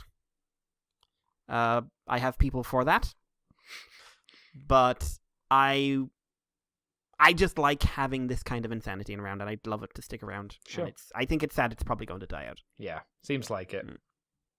Anyway, shall we move on, Mr. Mikey? Yes, before the tears start. Not a huge amount here, but there have been new toys revealed for Bumblebee the movie. Movie masterpieces and generations, and some other things. These are all kind of come from Japan. And how many pictures do we have? None. One. Well, yes, one. I'll give you that. So there's Transformers Generations, TRA Project Storm. In brackets it says something small, maybe a blind bag figures. TRA Gen Prime Wars Titan class. Predaking, I'm assuming. You'd think so. Gen Project Storm 10. That's all we have there. Movie Masterpieces. MV6 Masterpiece TF1 Decepticon Barricade. So, Masterpiece Barricade, which we know about. Autobot Ironhide. So, an Ironhide probably coming up, which is the image that we see here. Right? That's just the old Ironhide. Yeah. That's from the original movie. That's right. And then it says Bumblebee movie Autobot, and then in brackets Bumblebee. So maybe it means a different movie masterpiece Bumblebee. Well, I was wondering if it's his Volkswagen form. Maybe that could be a thing. Then it's got Bumblebee the movie. Bumblebee the movie. Energon Igniters, AST6 assortment 6 speed. Tiny turbo changes, roleplay helmet. Oh, good. Roleplay masks. Oh, good. Energon Igniters assortment 10 power, so there's the speed and power, and then there's Energon Igniters assortment pack of 20, which is nitro. First edition helmet, hero vision mask, yay. Titan changes, attacker 20 assortment, attacker 30 assortment, I'm assuming, attacker 15 assortment, attacker 18 assortment, Clip plush assortment, Power Core Bumblebee. Oh god, let's not bring them back. Roleplay weapon, DJ Striker, RC Autobot. That'll be a Bumblebee, I think. Energon Igniter assortment 15 Power Plus. So I'm sure all these titles are helpful. Then we've got the Studio Series, which are the ones that we know about. They're the fancy movie toys. There's going to be a Deluxe one, Voyager one, and Leader, and it says assortment 20, 30, and 50. I'm wondering if those are prices. Yeah. Yeah, it must be, because you don't get assortments of 50 Leaders. It's madness. Mighty Mugs, there's a Transformers Mighty Mugs. A little surprised by that. I thought they were long dead. Same, to be honest. Then it says Rescue Bots and has a question mark. Tango Optimus Prime. Okay. Is this Optimus Prime in a nappy who runs up to you and slaps you in the face or pops a balloon in your face? There's an old advert for those old people like us. Oy. I'm not going to ask your opinion, Mikey, because it's just a list of nonsense, effectively. But... I do have one thing to say. Oh, okay, go ahead then. Another news story came out today, and it was a leak. Mm-hmm. And a toy for the Bumblebee movie line. Bollocks. I was meant to include that, but yes, I know the one you mean. And that leak is the Universal Constant. Yep. It looks like Barricade will be the villain for Bumblebee the movie. No. Well, do you know what? I'm good with it, because I need Barricade needs to be in every movie, die at the end, or disappear. Vanish. Like, he needs not to be defeated at the end of this movie, he just needs to just gone. Well, he can't be defeated, because it's set in the past. Don't care. Like, just, I'm not saying like, oh, they take him out and he's like, oh, I'll be back to get you next time. I mean, like, there was just a scene where he's not there anymore. I'd like a scene of him driving off into the distance saying, "I'll get you next time, Bumblebee, next time," and then a cat randomly appears and goes. That would be pretty fun. Yeah, I'd be up for that. Yeah, that wasn't actually what I thought you meant. I thought you meant the unscribbled images of the Voyager Megatron. The Studio Series Megatron. We still have the scribbled versions. They show for comparison shots of what we did have through the shins and stuff being scribbled to the body and the box art being the same. Now we have a completely normal unscribbled image of what this guy is going to look like. So I'll ask you, because Mikey, I can. What do you think of the Megatron then, being a Voyager and being the tank one? I like everything but the feet. Ooh, why that? I liked the elevated thread look. Right. And these are just sort of flat. Yeah, I think it's just how much they can do kind of thing. I think apart from that, he's turned out amazing. Yeah, it looks, again, like the best version. He's not green like the previous best version of this Megatron was. Doesn't have a cape. No, well, that's a different version, to be fair. No, he had a cape made of claws. Did he? The Revenge of the Fallen one, he had a giant wing pack. He did. Yeah, that's right, yeah. They've just decided to go for the tank version. That was the tank version. But he could also turn into a weird tank plane. No, he couldn't. Not at the toy. It was only the toy that did that.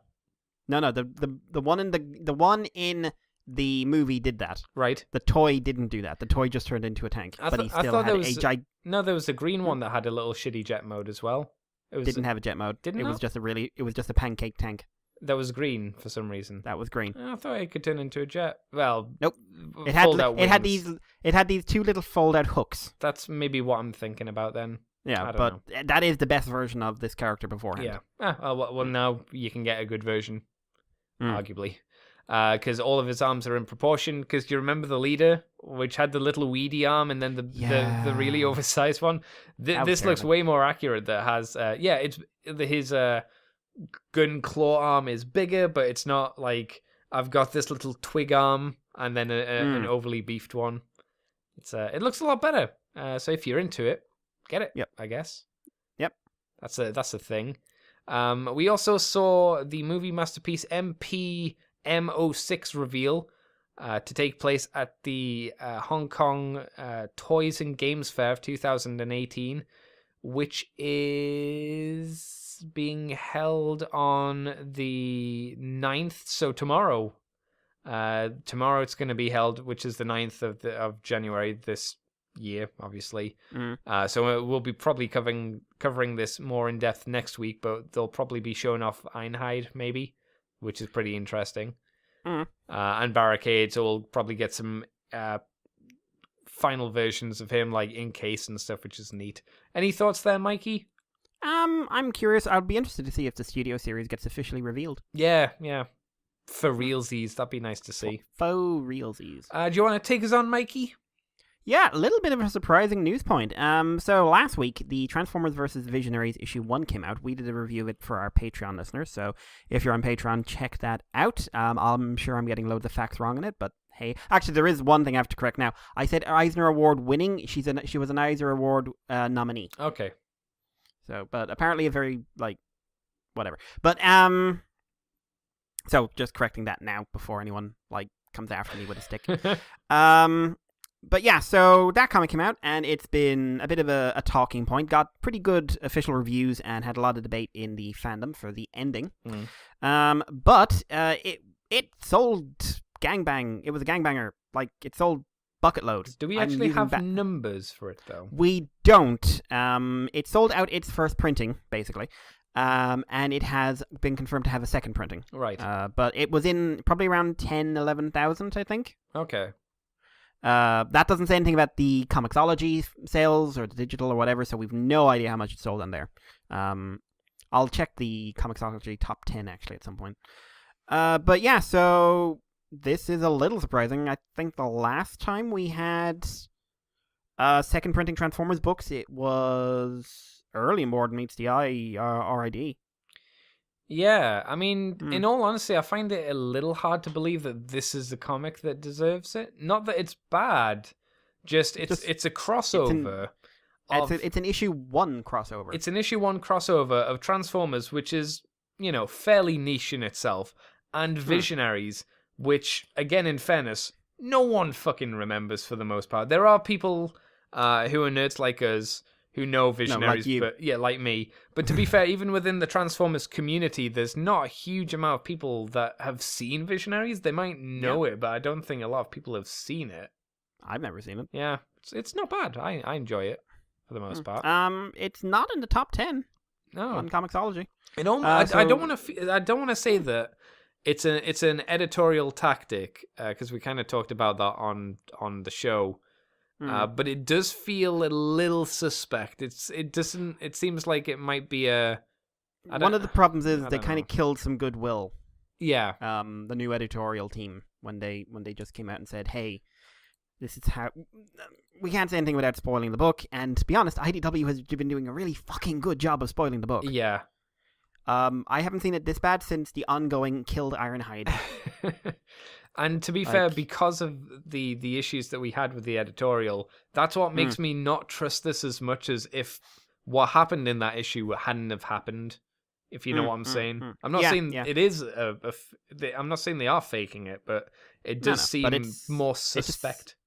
Basically, they've made us suspicious of their motives. Very suspicious. Are they making this because, oh my god, pre-orders were insane and they got back sales so insane? Because I think they heard about this within 3 days of the comic coming out. Wow, okay. I would be very curious if I went down to my, if I went down to Forbidden Planet or something in Dublin, right? And if there were they on the shelves there? Yeah. But then again, it is it's comic shops ordering them, I suppose. That's the thing. Is the thing. Yeah. But I don't know. And they've confirmed this. They will have a new cover, but it will be a cropped version of the last page. Yeah, I saw the image of it. It was like, well, there's another way to spoil your comic. I just want to talk about that very, very briefly. IDW has been tweeting about what happens in the comic. They've been doing interviews which are labeled about what's happening in the comic. Jesus. It's ridiculous. It's an Andy Schmidt level of hilariously bad advertising. Because Andy Schmidt, for anyone who doesn't know, was the main Transformers editor for the ongoing period. What is generally known as the worst period in Transformers comics in recent memory. Arguably. Follow on from All Hail Megatron, which he also was a major part in. Andy Schmidt got names wrong, didn't actually research continuity, he just tried to remember stuff, came out with what is actually the worst received Transformers book of all time, Transformers Continuum, which was one of the most insulting pieces of go fuck yourself fans I've ever read. And generally was a shit. To certainly his readers. I don't know what he's like personally, but he has come out and said he wishes people didn't think continuity mattered. He thinks that the fandom needs to get over themselves. He used to get very aggressive on the IDW boards. And he made very bad editorial decisions, like releasing half of the first issue of the ongoing online about a week before it came out. Oh, I remember that. Jesus. And when I say half, not the first half, I mean random pages, including the two most significant pages in the book, which is Ironhide being shot, mortally wounded, and dying, and Optimus surrendering to the humans, otherwise known as the middle of the book and the last page. Mm. And to justify, we're trying to hype it up. IDW is now doing the same thing with this. What happens in that book, I'm not saying what happens, you can go read it, but that is not how you hype up things. That's how you Marvel it. That's how Marvel fucks up their events. Yeah. That's how Marvel fucks up everything, by announcing a month and a half in advance it's happening. And then going like, oh, you'll be so surprised when you read it on the page. Just like, no, it won't. Because you told me. You told me. You know who did it right recently? Dark Horse with their BPRD books. Mm. Something happened in those recently. Hang on. Dark Horse did something right with their books. I'm not super surprised, to be honest. Yes. Also, read Sherlock Frankenstein. I'm reading that again. It's good. What a name. That's great. Yeah. But they did something which was a shock and something you probably knew was coming one way or the other. But it was a big moment, and they hadn't told anyone. Oh, my. And readers went, oh, my God. It's like surprising and stuff. Maybe you should try that. Anyway, I'm just going to bitch on about it otherwise. So yeah, if you've missed out on this one way or the other, there is a second printing coming out, which will be released at the same date as issue 2 of the series, which should be about January 31st, assuming no delays. And keep an eye out. Yeah. I don't trust it. Andy, do you want to take us on? I do. This was going to technically go in crappy news, because for those of you who are Steam users, who use Steam for your video games or digital copies of things, Transformers video games have been delisted from Steam and PSN. So, what does this mean? It means that if you wanted to buy games like War for Cybertron, Fall of Cybertron, Rise of the Darkspark, and Devastation, they are no longer available on Steam or the PlayStation Network for digital purchases, nor is the DLC. Not that there was a decent amount of DLC anyway. No. But this doesn't mean that if you've already bought it, you can't then re-download it. If you own the games digitally, you can still re-download them at least. But it means that if you had any interest in playing any of these games on PC, too fucking bad, you're not gonna now. Which, it's a strange choice. I don't know why. I didn't see a reason to why this stuff was taken down. Something to do with the Activision deal, or it must be something to do with copyright or something like that, because I don't see. I've maybe it's happened before, but I haven't heard of any games that have been taken down off. I have. I have seen games. Marvel vs. Capcom and stuff like that. Those games, but that makes sense because Marvel went through the deal where it was bought by Disney, so deals changed. So that made sense. But I have seen games get taken down before, but this is the first time I've seen something like this. But I don't know. It could be licensing. It could simply be they weren't selling and they're taking up room on the PSN network. Yeah.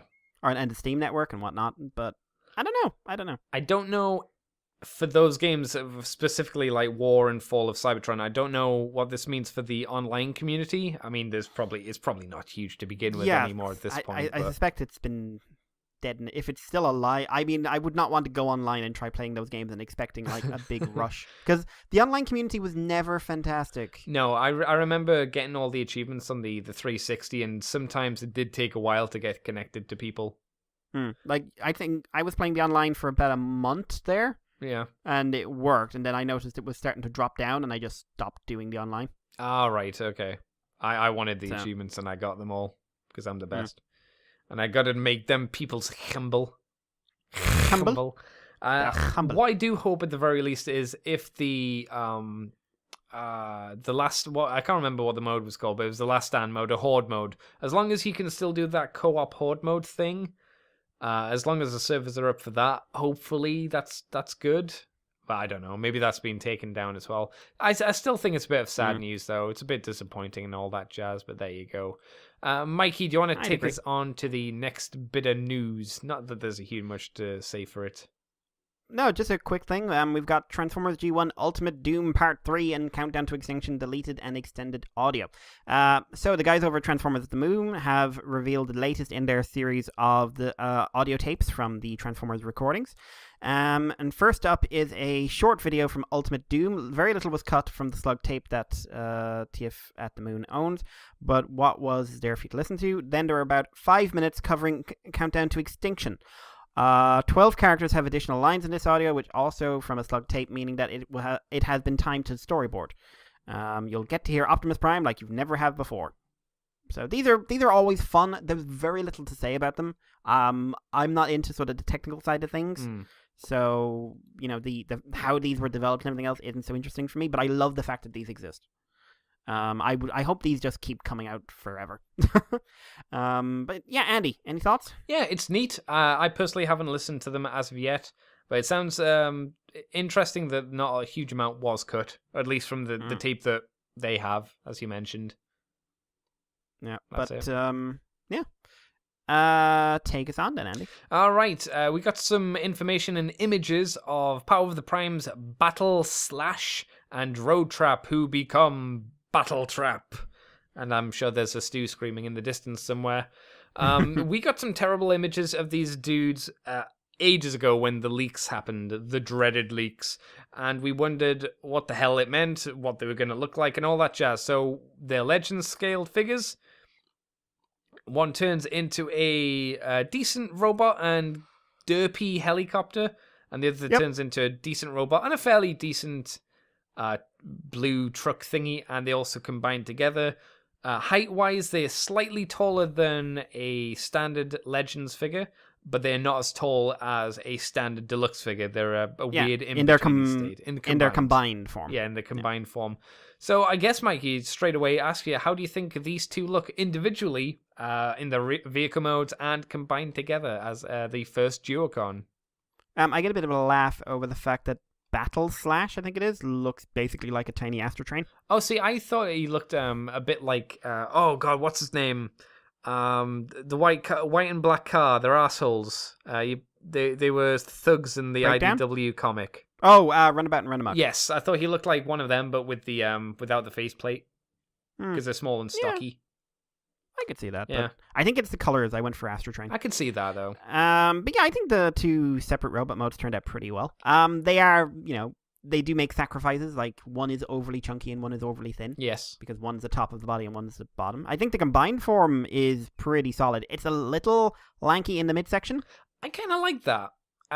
Makes it look a bit Japanese robot-y. A specific style of Japanese robot, like Evangelion-y. I can't be saying that as a good thing, but in this case, it kind of is.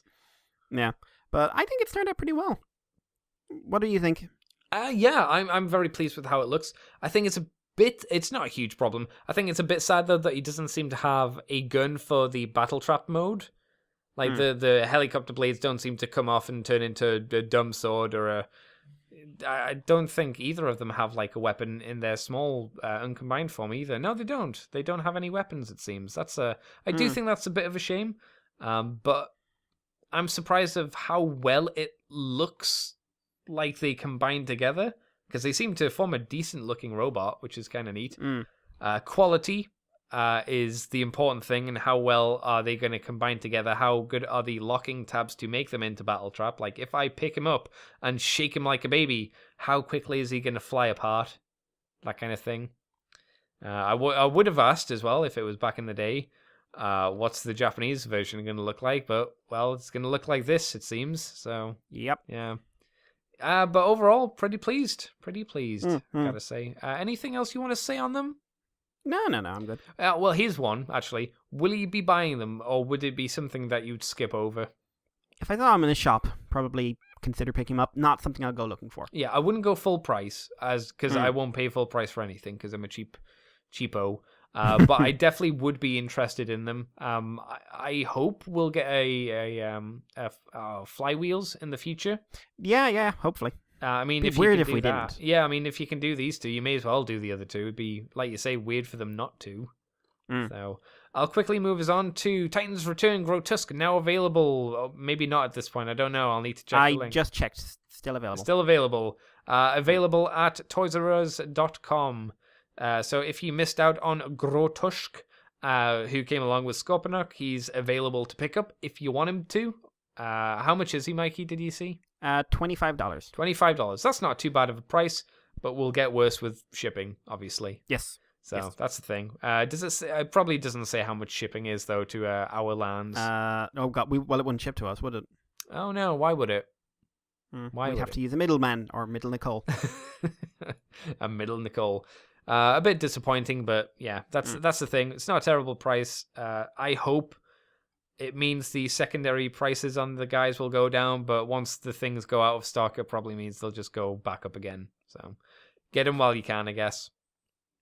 And our last bit of toy news is Power of the Primes Legends waves, as well as the actual Power of the Prime Masters are apparently popping up in the UK at the moment. As Windcharger, Beachcomber, and Shrapnel, that dude who's that one, and the new Dinobot Slash have been popping up and specifically have been found in Westfield Entertainer in Stratford. Stratford. Entertainer. The Entertainer, the shop that nobody goes to because the prices are fucking terrible. Yep. And their stock is usually pretty fucking terrible as well. But it might be a reason for you if you want to go in and see if you can pick these up. Can't see the price tag because I refuse to believe they're £11. But they might be. They will be. I would not pay £11 for these dudes. It's the Entertainer as well, so the prices are going to be higher. That's true, because fuck you. But it sounds like Power of the Primes is slowly creeping into the UK. I'm guessing Deluxes and Voyagers and Leaders will soon follow within the next few weeks or at least month or Presumably. so. Presumably. Are there any that you would go out your way to get, Mikey? I want to get Slash, but again, it's like if I see her. Yeah. That's it. So, yeah. There will be no Slash comic for Legends, though. No. Shame. Should be. Mikey, do you want to take us on to our last two bits of news? Yeah, a little bit of convention news here, guys. TF Nation has announced 2 guests. First up is DC Douglas. DC Douglas plays Chase in Transformers Rescue Bots, who is the police car, if I remember correctly, and is known to be an actor in anime and some on-screen stuff, a little bit of Western animation, but primarily he is a video game actor. I think I know why this guy was brought in. Is it because he is called DC Douglas? No, I think the reason is Dave is a massive Resident Evil fan. Yes, he is. And DC Douglas plays Albert Wesker in most of the games. Yes. As he chews those toffees, those delicious scene-chewing scenes that Albert Wesker has, where he talks about global saturation, crash. 7 minutes. 7 minutes is all I need. Resident Evil 5 is a great game if you're playing co-op. It's not as good if you're playing alone. No. But I wouldn't be shocked if that was the reason why Dave wanted probably pushed for it, because I know how much he likes Resident Evil. Yeah, I could believe it. Yeah. Dave likes it enough to like the Resident Evil movies. To a point. To a point. But yeah, so he's been in loads of video games. I checked out his credits and it's just like loads. He's primarily a video game actor. He was in Nier Automata. Oh. He was Pod 4042, I think, which is naturally.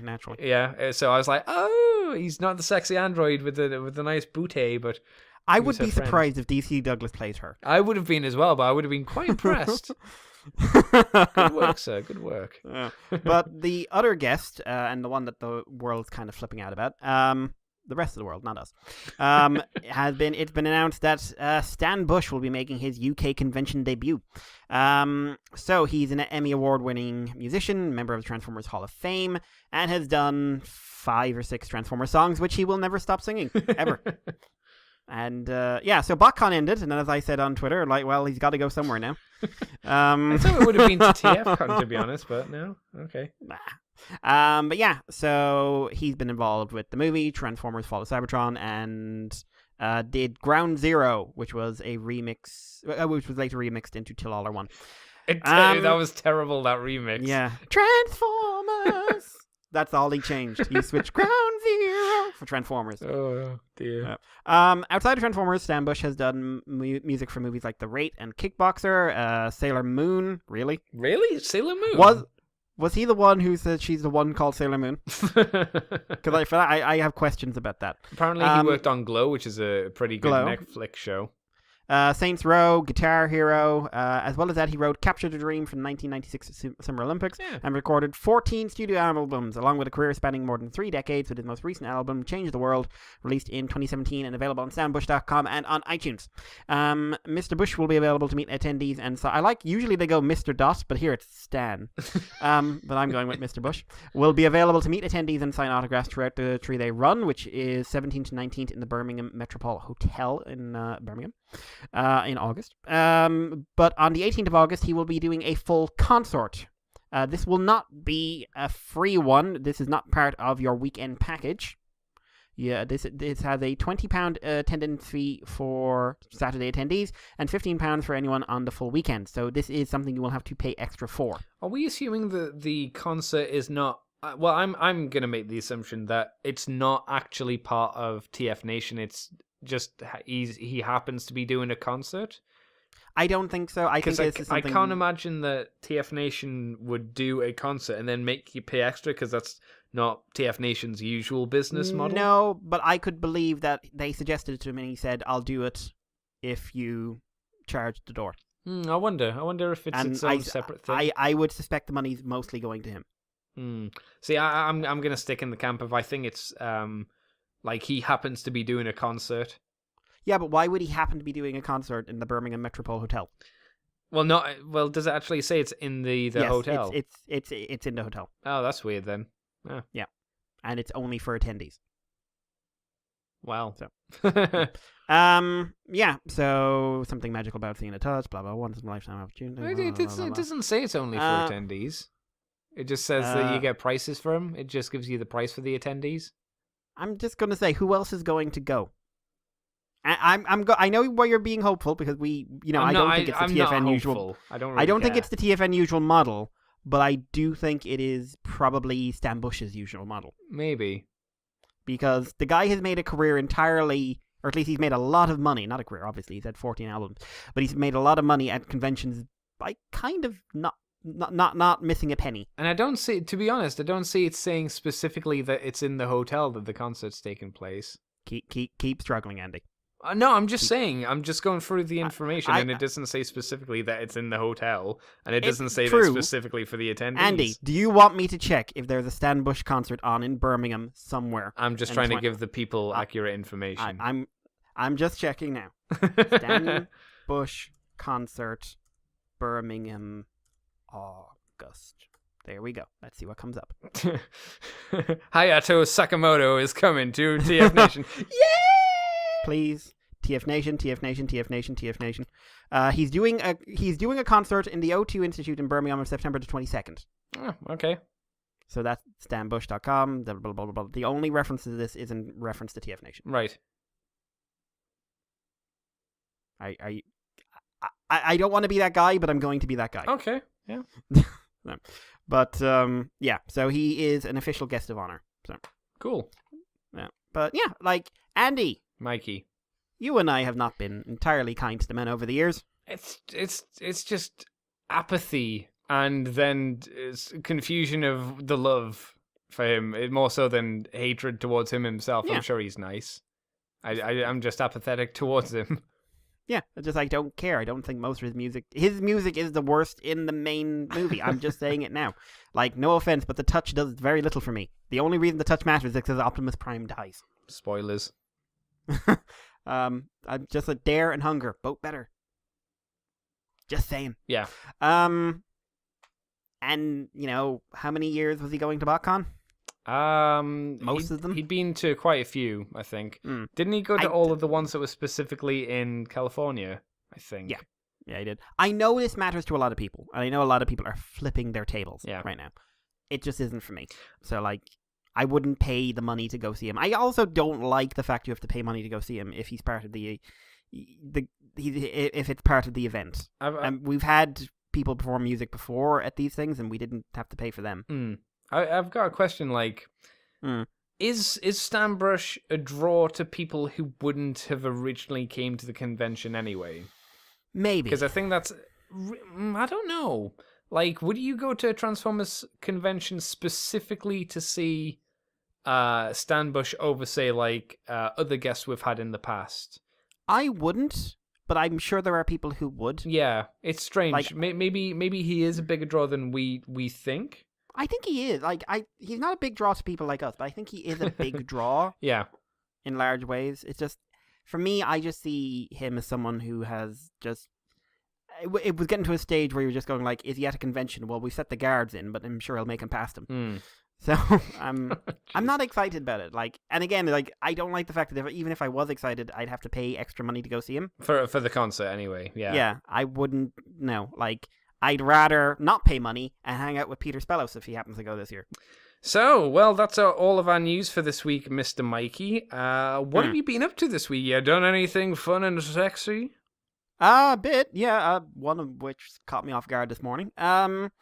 So I got some stuff. One box I was expecting, one I was not. I haven't messaged. So the first box contained some things from Hobby Search Japan that I bought for Christmas. Oh my god, is it in fact a big hug pillow? I wish it was. Is it a boob mouse pad? It's not a bombshell. Oh, that's Should be a bombshell. Because you can get a bombshell mouse pad now. Yes. Or I know you can get Windblade and RC bombshell. Well, I suppose they would be in that context. But yes, you can get those. But yeah, this was new. But yeah, so I got a box. It had 3 things in it. The first was the police variant Dio from Beastbox, which is a very interesting little line that is currently 3 figures in. Oh, Dio from JoJo's Bizarre Adventure. No, but my God, has that joke been going around? I'm not sorry. No, you're not. No, but it's a little cube that turns into an animal. In this case, it's a small dinosaur. Very well engineered, very clever. Really, really posable dinosaur mode. Yeah, you've been pining for one of these things for fucking ages. And they're quite cheap. I got the police variant. Like there's the police. There's like a cybernetic one. There's a convention exclusive pink Sakura version. Oh, that's nice. There's another convention exclusive sort of mecha version, which I think is vaguely Unit 1. Is that the yellow one? No, it's the yellow one's the standard. Okay. The one I'm thinking of, it is grey and purple. Ah, right. And then there's a clear plastic one. I got the police one, which has lots of police logos and everything else, and is the one apparently is super wanted and is apparently really expensive to buy. Oh. And I got it for standard price. I got it for like a tenner. Yay! So I was yeah. But yeah, really, really good. Transformation, super, super clever. Very simple but fun. Really can't praise this enough. Really want to get the gorilla and the mammoth. And I know there's going to be at least 4 figures in the line. None of them look particularly expensive. So I think it's, if you are into little robot things that do interesting little engineering tricks and are really fun to mess about with, I really consider them. Yeah. I'd also say check out Counter 666's stop motion for this figure that came out ages back because it's just hilarious. Are you going to get more? Because I know there's a gorilla one. Yeah, I'd like to. It's about to get the other 2. It'll be about $20 each. So is that how many different molds there are? Because there's the dinosaurs, there's a gorilla, there's a mammoth, and there's going to be a triceratops. Oh, neat. Okay, well you have to get the triceratops at the very least. Yeah, but there's lots of different color schemes as well. Oh, loads. Figure, so yeah, loads. You're not going to go dick deep and collect every color, are you? Well, no, I'm not Chris. No. sick, twisted Chris. But the other things are in there. I got the Figure-Eye Standard Super Saiyan 4 Vegeta. Is that the model kit? That is a model kit, yeah. Oh, cool. For anyone who doesn't know, Figure-Eyes are a series of model kits, and Figure-Eye Standard are simple ones. Usually they do Master Grade level, usually human characters. But these are like simpler ones that are like half an hour to put together. I really like him. Fun build. Has the problem that I can't paint and I'm new at all this modeling stuff. I don't do it much, so I'm not, getting rid of all the sprues and everything else. Just like, it's not the cleanest looking construction, but it clips together really strongly. Has some really good posability, some surprisingly good posability. Little limited in the stance because can't do legs together stance, but has to have an A stance. But apart from that, loads of really tight joints. He's very solid, and I think it's a great mold. I think it's a really good-looking figure. Super Saiyan 4 is my favorite form from the series, from Dragon Ball, and Vegeta's my favorite character. So yeah, that was a no-brainer, and also cheaper than getting a figure art or something like that. Oh Christ! Yeah, Oh, just And don't I'll be even honest, bother. It does feel like it. It does feel cheaper. It's a model kit, so it's a small model kit, Yeah. so but it's about in scale with figure art stuff. So like, I like him. I really, really like him. I think he's a fun build. and like when you say And cheaper, I can't even conceive how expensive a figure 50, 60 pounds at the moment. I think It's actually common. cheaper than I thought it would be, to be honest. Well, I think if you want to get any of the older figure art stuff, good luck. Yeah. Or his like Saiyan Saga stuff. Oh, woof. That's ridiculous. Yeah, no. But yeah, he also comes with quite a few accessories: new face, interchangeable hands intended for a fusion dance with Super Saiyan 4 Goku. So I'm sure they're going to do Gogeta at some point. Does he have hands so he can dance to appease a god of destruction? Kind of, yes. Sweet. He also comes with a Big Bang and a final flash piece. Oh, good, cool. Both of which are painted green. Yeah, I Green? really like him. Green. Because in GT, they're green. Lame. Lime. But those are repaints from the Super Saiyan figure they did. So you can get them in normal colors if you'd like. Right. But yeah, I think it turned out really well. I do want to get at least one more figure from the line at some point. I don't know. I think I'll probably go for Vegeta Blue. I like Goku Super Saiyan 4. I never really liked it as much as in design-wise.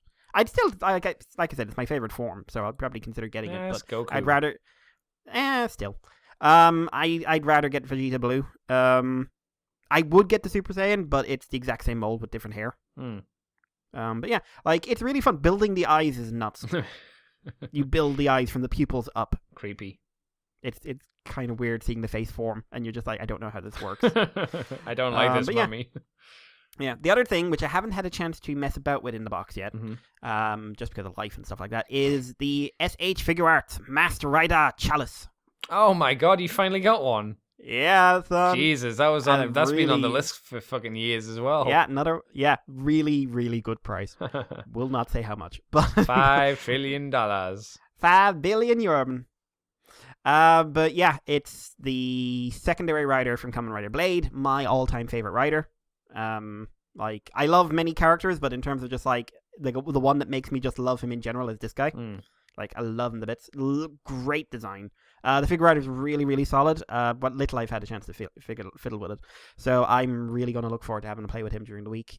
Comes with, I've opened him up and had a bit of a lift around. He's got the Rouse cards, but they're in a little baggie. Oh god, yeah, I've seen those things. I'm never opening it. No. Never, ever. And also, I tried the belt. His belt goes on his weapon. Yeah. Don't like how that works. They're a bit chintzy. It's a bit chintzy how it works. Like, getting the belt off is a bit nerve-wracking, and it's a really small piece. Yeah. So I may not. You don't need to engage with it, but No. I'll have a proper play with him later. The other thing I got was a box that arrived this morning. Now, I am expecting a few other things. I should say. Oh god, how much more? 2 more things. Oh my god. Oh no, I got an Amazon voucher as well, so there's a few things on that. You goddamn money whore. Yeah, basically people give me money because they don't know what to get me. Yeah, so, but I wasn't expecting a box from England. Mm-hmm. And I got one, and I was like, okay. And I opened it, and I didn't order anything in this box. Oh. The box came with no notes, no information who it's from. Mm-hmm. I have a suspicion, All right. based on the context. Yeah. So inside there was 2 SICs, All right. Hibiki riders, SIC Kiwami Tamashi, Todoroki, and Zanki, Right. which are the guitar riders. Zanki is also like I believe he's the cool actor who went on to be in Hibiki. Yeah, like, again, haven't had a chance to fiddle with them. Basically just opened the box, and I was just like, okie dokie. And the other things were Reveltech, Monster Hunter, and Rathalos. Oh, neat. Is it a male hunter or a female hunter? It is the male in the Rathalos armor. Lame. Yeah, she's better. Yeah. But I haven't opened the box or anything. I'm just like, who are you? I have a feeling I would know who the person Yeah. would be. I have a suspicion. Yeah. I have a suspicion. Sounds like I a have man strong- getting rid of stuff from his loft. Yeah, sounds like a man who's doing a clear out and saying like, fuck it. But yeah, so I'm going to message that man probably tonight or tomorrow. And we'll have a word. Stabby. But so like it's been a bit of a productive week for me in terms of crap. My family's looking at me like, how much did you spend? I didn't buy these. It's not my fault. These just showed up at my house. The Steins Gate stuff hasn't even got here yet. Oh God. I got one Steins Gate thing. But it's one I'm looking forward to. Christmas was at least financially viable for me this year. I'll say that. That's nice. Change. Yeah. But thank you everyone who gave me money, and people who bought stuff off me on eBay. Woo! But yeah, the other things. Hang on. Did someone do a photo shoot with you, and did you have to wear a G-string bikini? Believe me, I would have Megatronia if I had that. I'm not saying it sold well. I'm just saying, you know. But other things, did some media stuff. So watched a new episode of Ruby, which is episode 12. Because I signed up for the subscription. Oh no! Even more money. It's a month. It's a month free, so I don't pay for anything, and the series is ending in 2 weeks. So, fuck you. Cancel subscription. Cancel. And just get a new email address and do it again next year. But yeah, episode 11 broke me. Oh, emotionally. All right. Episode 12 is all the plot reveal. Like lots of twists and turns. But yeah, how did that show get good? Wow. Jesus Christ, that show got good. I mentioned it last time, but holy fuck. That's a good-ass show now. And it looks the animation, when you see it compared to season 1, it's come on in fucking leaps and bounds. So yeah, can't spoil anything for that, so I'm not going to. Build 17, saw that. Is that today's one? That is today's one. Oh, all of the plot. You mean even more of the plot? Big shift in dynamics. Okay. I am developing a slight problem with Build, though. Oh, okay. It is all of the plot. Mm-hmm.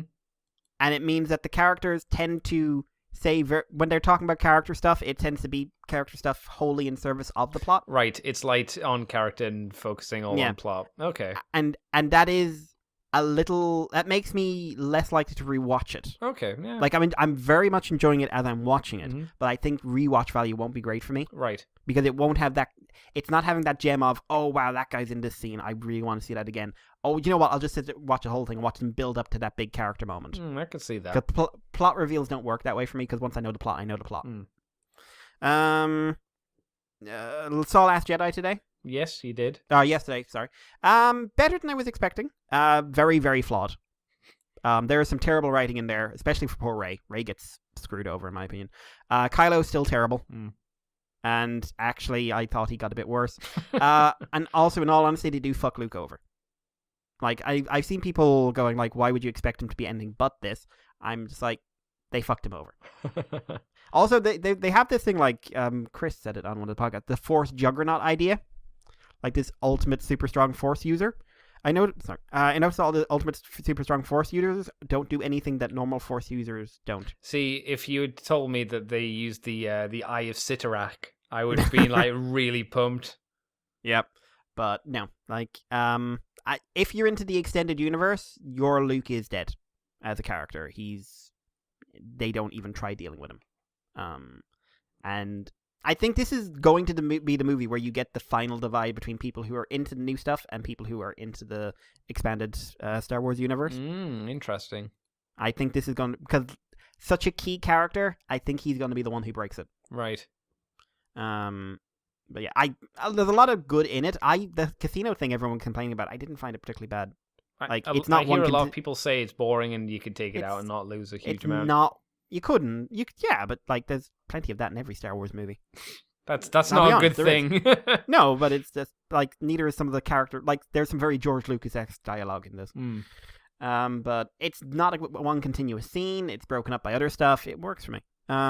It worked fine. I like the ending. It drags out a bit, but ho hum. But yeah, so I give it maybe a 5 or a 6. Like, I wouldn't see it again, but I don't have that thing I had with The Force Awakens, which was I just like, ugh. Right. Really.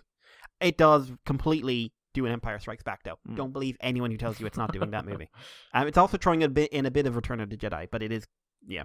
And you can really see the seams from where, like, this is a different director. So, the last thing, because I ended up having more than I expected, but the last thing is I watched Made in Abyss, which Andy mentioned about a month ago. At some point, yeah. Which is an anime series about a child who climbs into a big hole to find her mother. Yep. Basically. Yeah, that's it. Yeah, it's an interesting series. The animation style at first didn't work for me until it hit me what they were trying to do. The story is quite engaging. The world building is really cool. Designs are excellent. The non-children designs. The children designs are something, once I realized what they were doing, I was just like, oh, I've seen tons of stuff where that does this. Yes. A Urabachi series specifically. More than one. Yeah. But there's monster designs in this that I think are just great. Yeah, they're neat. Great. Interesting world building. The concept of the abyss is not what I thought it was in the early episodes. I think it's building quite well. I like the character introduced at the end. It has that thing of ending clearly. Is it Nanachi you Nanachi. liked? Yeah, Nanachi's fun. And sad. Yeah. But it clearly has that thing where it's ending like as another story arc. Oh, it ends at the worst fucking place. Just as it starts getting going, it's like, we're done. And you're like, you piece of shit. Yeah, it has a confirmed season 2. Yes. So that's good. Or I think it's more a confirmed part 2 rather than season 2. I think that's a better way of putting it. Yeah. I did some interesting reading. Apparently, a lot of the stuff that really sells this series, the manga was failing, and then the guys doing the anime, it wasn't like doing terribly, but I think Volume 2 didn't do too well. Right. And the guys doing the anime said, like, oh, we want to know all this fact, like, what about this character? Where did this come from? What's this for world building? What's this creature? Blah, blah. And the guy started building up whole concepts because he was interacting with the anime guy and then introduced them into the manga. Oh, neat. And cool. Then the manga exploded. Oh, that's kind of cool. So, I like that. So yeah, I think it's a good show to check out. I rarely do this, however, but I am having a caveat. Oh? Do not watch this show if you are easily disturbed. Yeah. Or if disturbing imagery affects you, because it's quite a slow build. Oh yeah. In terms of the darkness, but this is a horror series. Yes. And from what little I understand of what follows up afterwards, the horror takes over. Yeah. That's why I was really disappointed that it stopped, because I was like, man, it's getting good. And this is not like censored horror. This is unpleasant, violent stuff, dragged out scenes. Not for your kids. Not for your kids, and involving children. Yeah. Which means they're equally upsetting. Also, there's child nudity in this, which, depending on what part of the world you're at. Apparently, Americans are pissed off over it, Europeans are okay, and Japanese don't sexualize it because they think it's all about the purity of children. And there was one scene where it's an Urabachi-type moment, but it's quite late in the show. And it is a long, protracted, painful scene to watch. I think I know which bit you mean. And it's pretty good. I actually did a thing. I actually just said, I don't want to watch this anymore. I don't want to watch. Why am I watching this? That's why I liked it, because it got to a point where it was like, it was really unpleasant. I was like, oh, this is good. They're doing a good job to make me feel not very good. Like, this visual style. There are actually quite a few animes like this. There's one called Nyar something about basically cutesy star dragons. That basically goes along this route that I've been meaning to check out for years, and I've just never gotten around to it. But it's one where they have this very stereotypical child's television design in a show that sort of plays against that by going extreme horror. Not just horror, extreme. You will see something that is violently unpleasant. And the whole concept, once you actually realize what's going on, is just harrowing. Most neglectful adults who ever lived. Terrible guardians. My God. Would not get 2-star rating. They'll be fine. What are you talking about? That's kind of the attitude. They're fine. And if they're not fine, I'm trying to fuck you over anyway. We send a search party after them. We did our job. We don't think we're catch them, but we're going to send one. We're just like, fine. They're fine. But yeah, so series I like disturbing stuff. I'm into animated horror movies and stuff like that more than I am into live action horror. So really consider that when I'm telling you, if disturbing imagery or themes or anything else is not something you can handle, or if child violence is not something you can handle, this is not the series for you, no matter how much you think it is. I'm glad you enjoyed it. Yeah, but I'm looking forward to season 2 or part 2, so we'll see how bad it gets and if I am a crying mess. But what about you, Andy? What did you get up to in the weeks? What have I been up to? I got boxes through Mandarake that I'd ordered pre-Christmas, but you know what postage is like at that point. So I got the Shodo figures for Kamen Rider, which are like the Sodo figures, but they are, for the most part, they have no stickers. They're more painted, and they don't come in pieces, and they actually come with interchangeable hands and some other parts as well. So I got O's, who comes with his sword. That's the thing. His accessory, his sword, isn't painted, which is a shame. And he comes with a few different hands. He's quite neat. A problem I have with all of them, which I'll mention now, is the shoulder pads. It would have been better if the shoulder pads were separate pieces because they are attached to the torso, so it limits the movement of the arms a little bit, which is a bit of a shame. But I got, like I say, I got Tatoba, and I also got a Boss Birth. It is the non-prototype version, so it is sexy man Date. The most ripped dude who's been on a Kamen Rider show ever, I think. Right? Certainly up there. Yeah. So I got him, and he comes with his gun. I can't tell from here. I don't think it's got the bit on the end, you know, when he does it for the finisher. He only comes with one gun, but yeah, I got him, and I also got Duras. Do you remember Duras, Mikey? Yeah. The evil bad guy from the ZO movie. He was the one I really wanted to get. One, because Japan usually doesn't do bad guys, especially monsters. And two, because I think that's a fucking good design. Like, ZO is really fucking good. Yeah. In terms of visuals, like, it's nuts. It's super dark. It's got really disturbing imagery for a fucking kids movie. And the design for the monsters is great. I love it. So I got Duras. The only bad thing about him is because the original suit design was so well detailed and painted, this thing doesn't do it justice, as it's mainly just got a green color scheme. But I don't expect them to do like the amount of detail that thing had. I need to get a ZO to go along with him so I can have them fight, but I'm quite happy. He has a short tail, which is a little stub in his back, and you can remove it and place in a big long tail, and I've given him his big long tail because I like that more. So I got those. I was pretty pleased with them, because, Shodo's pretty neat. They are, I'm not sure if I'd say they're better than Sodo, but they are different. That's the best way I'd describe them. They don't have the cut for the waist joint, which the new Sodo ones have. They have more of the ball joint in the chest, which again is a little bit limiting as well as the shoulders. So they are limited slightly, but they're also slightly better pose-wise than the Sodos. I also got Wave 3 for Build Sodo. So that included Key, Dragon, the other side of Dragon, which makes Claws, because we're not going to call him Cross Z, because that's fucking dumb. So I am missing another. I need another dragon to go with Key, because at the moment I have half of a figure.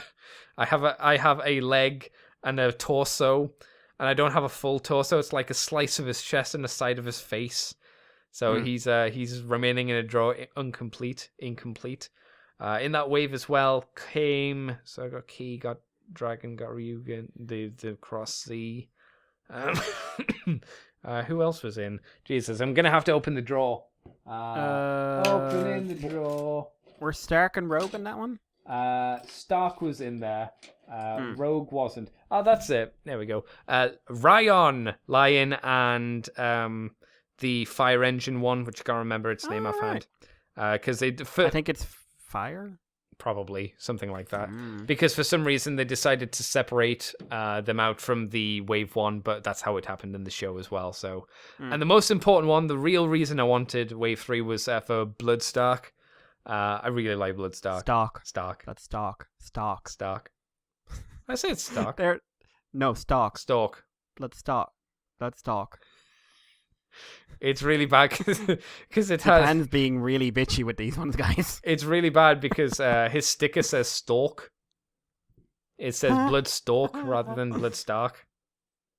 It's dumb. For anyone who doesn't know, there's some very odd romanization going on in Japan at the moment for a build. Almost deliberately fuck you kind of thing. Almost deliberately fuck you for some reason. I really like Stark. I really like him. Stark. However you like to say it. That guy. I like the guy in the show. I like the suit design.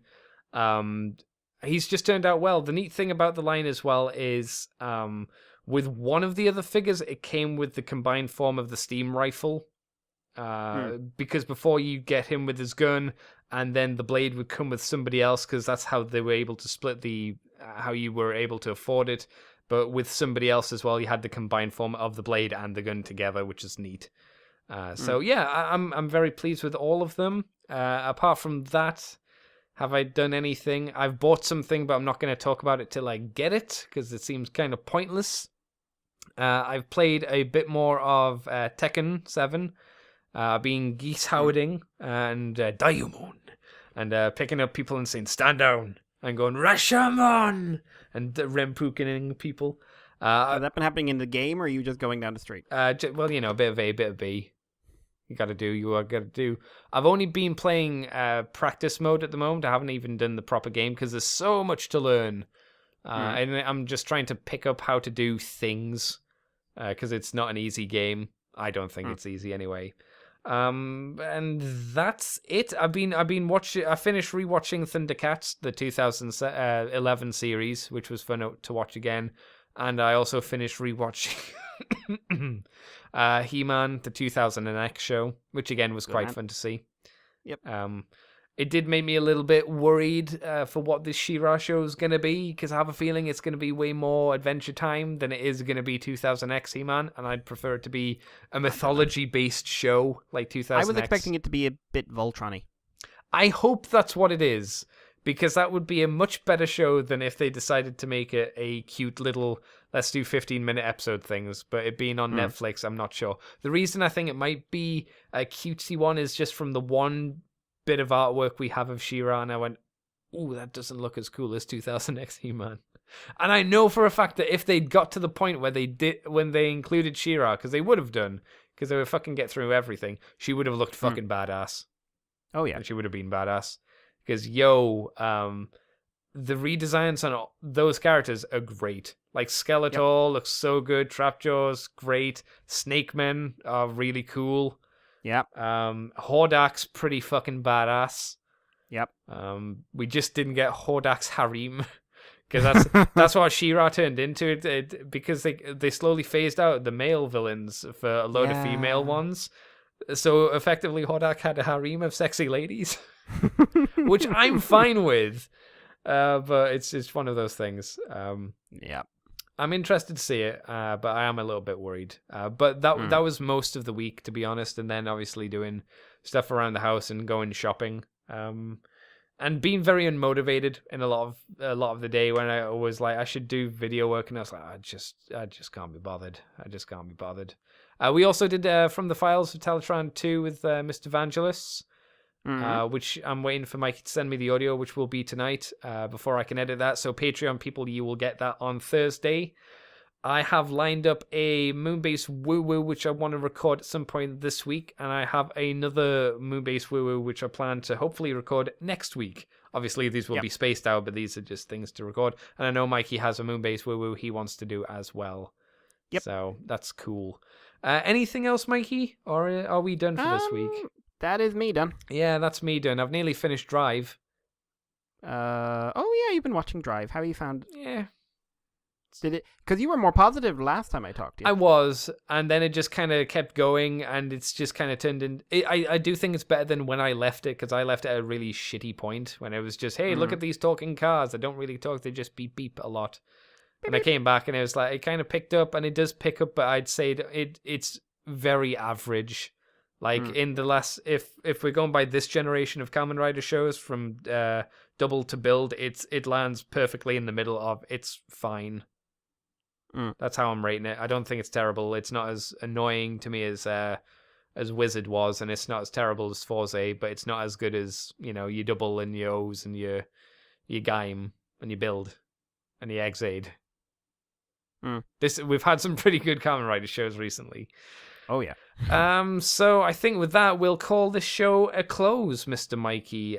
Where can people find you on the internet if they wanna? You can find me on Twitter as Irish Paleo. You can find me on YouTube as GWolfie3. You can find me on paleonerd.wordpress.com. You can find me on the old Oil House occasionally. You can find me other places. You can also, if you want, you can email us on the Moonbase2 on the moonbase2@gmail.com. So we can hear your random rantings. And if any of them are interesting, we'll probably read them out at some point. Yeah. Also, I do the Twitter for Moonbase 2 before Andy says I don't. Yes. Yeah, you have been good with that recently, so that's good. You can find me on Twitter and Tumblr, CCTFW, on YouTube as Corporate Commander TFW. You can find this podcast on the Moonbase 2 forums, on Twitter, like Mike said, on iTunes, on Facebook, on most of those RSS feeds that you can find things. If you want to leave us some reviews on iTunes as well, that would be good. I'll check them at some point in the not too distant future and read them out. Things to help us get noticed are vastly appreciated. You can also find us on the YouTube page, which is Moonbase 2 Transformers Podcast. And if you head over to patreon.com and do $2 each month, thank you again, Mr. Alex Milne. I thought I should officially say it on this podcast. Yes. Alex Milne joined up.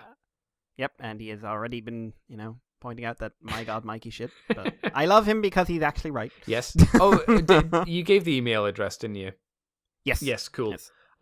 If you do things like Alex and sign up, you'll get Moonbase Woo Woo each month, which will be on a non-Transformers topic of our choosing, whichever it could be. You'll get From the Files early and extended, as you will get us talking about at the moment, Transformers versus Visionaries.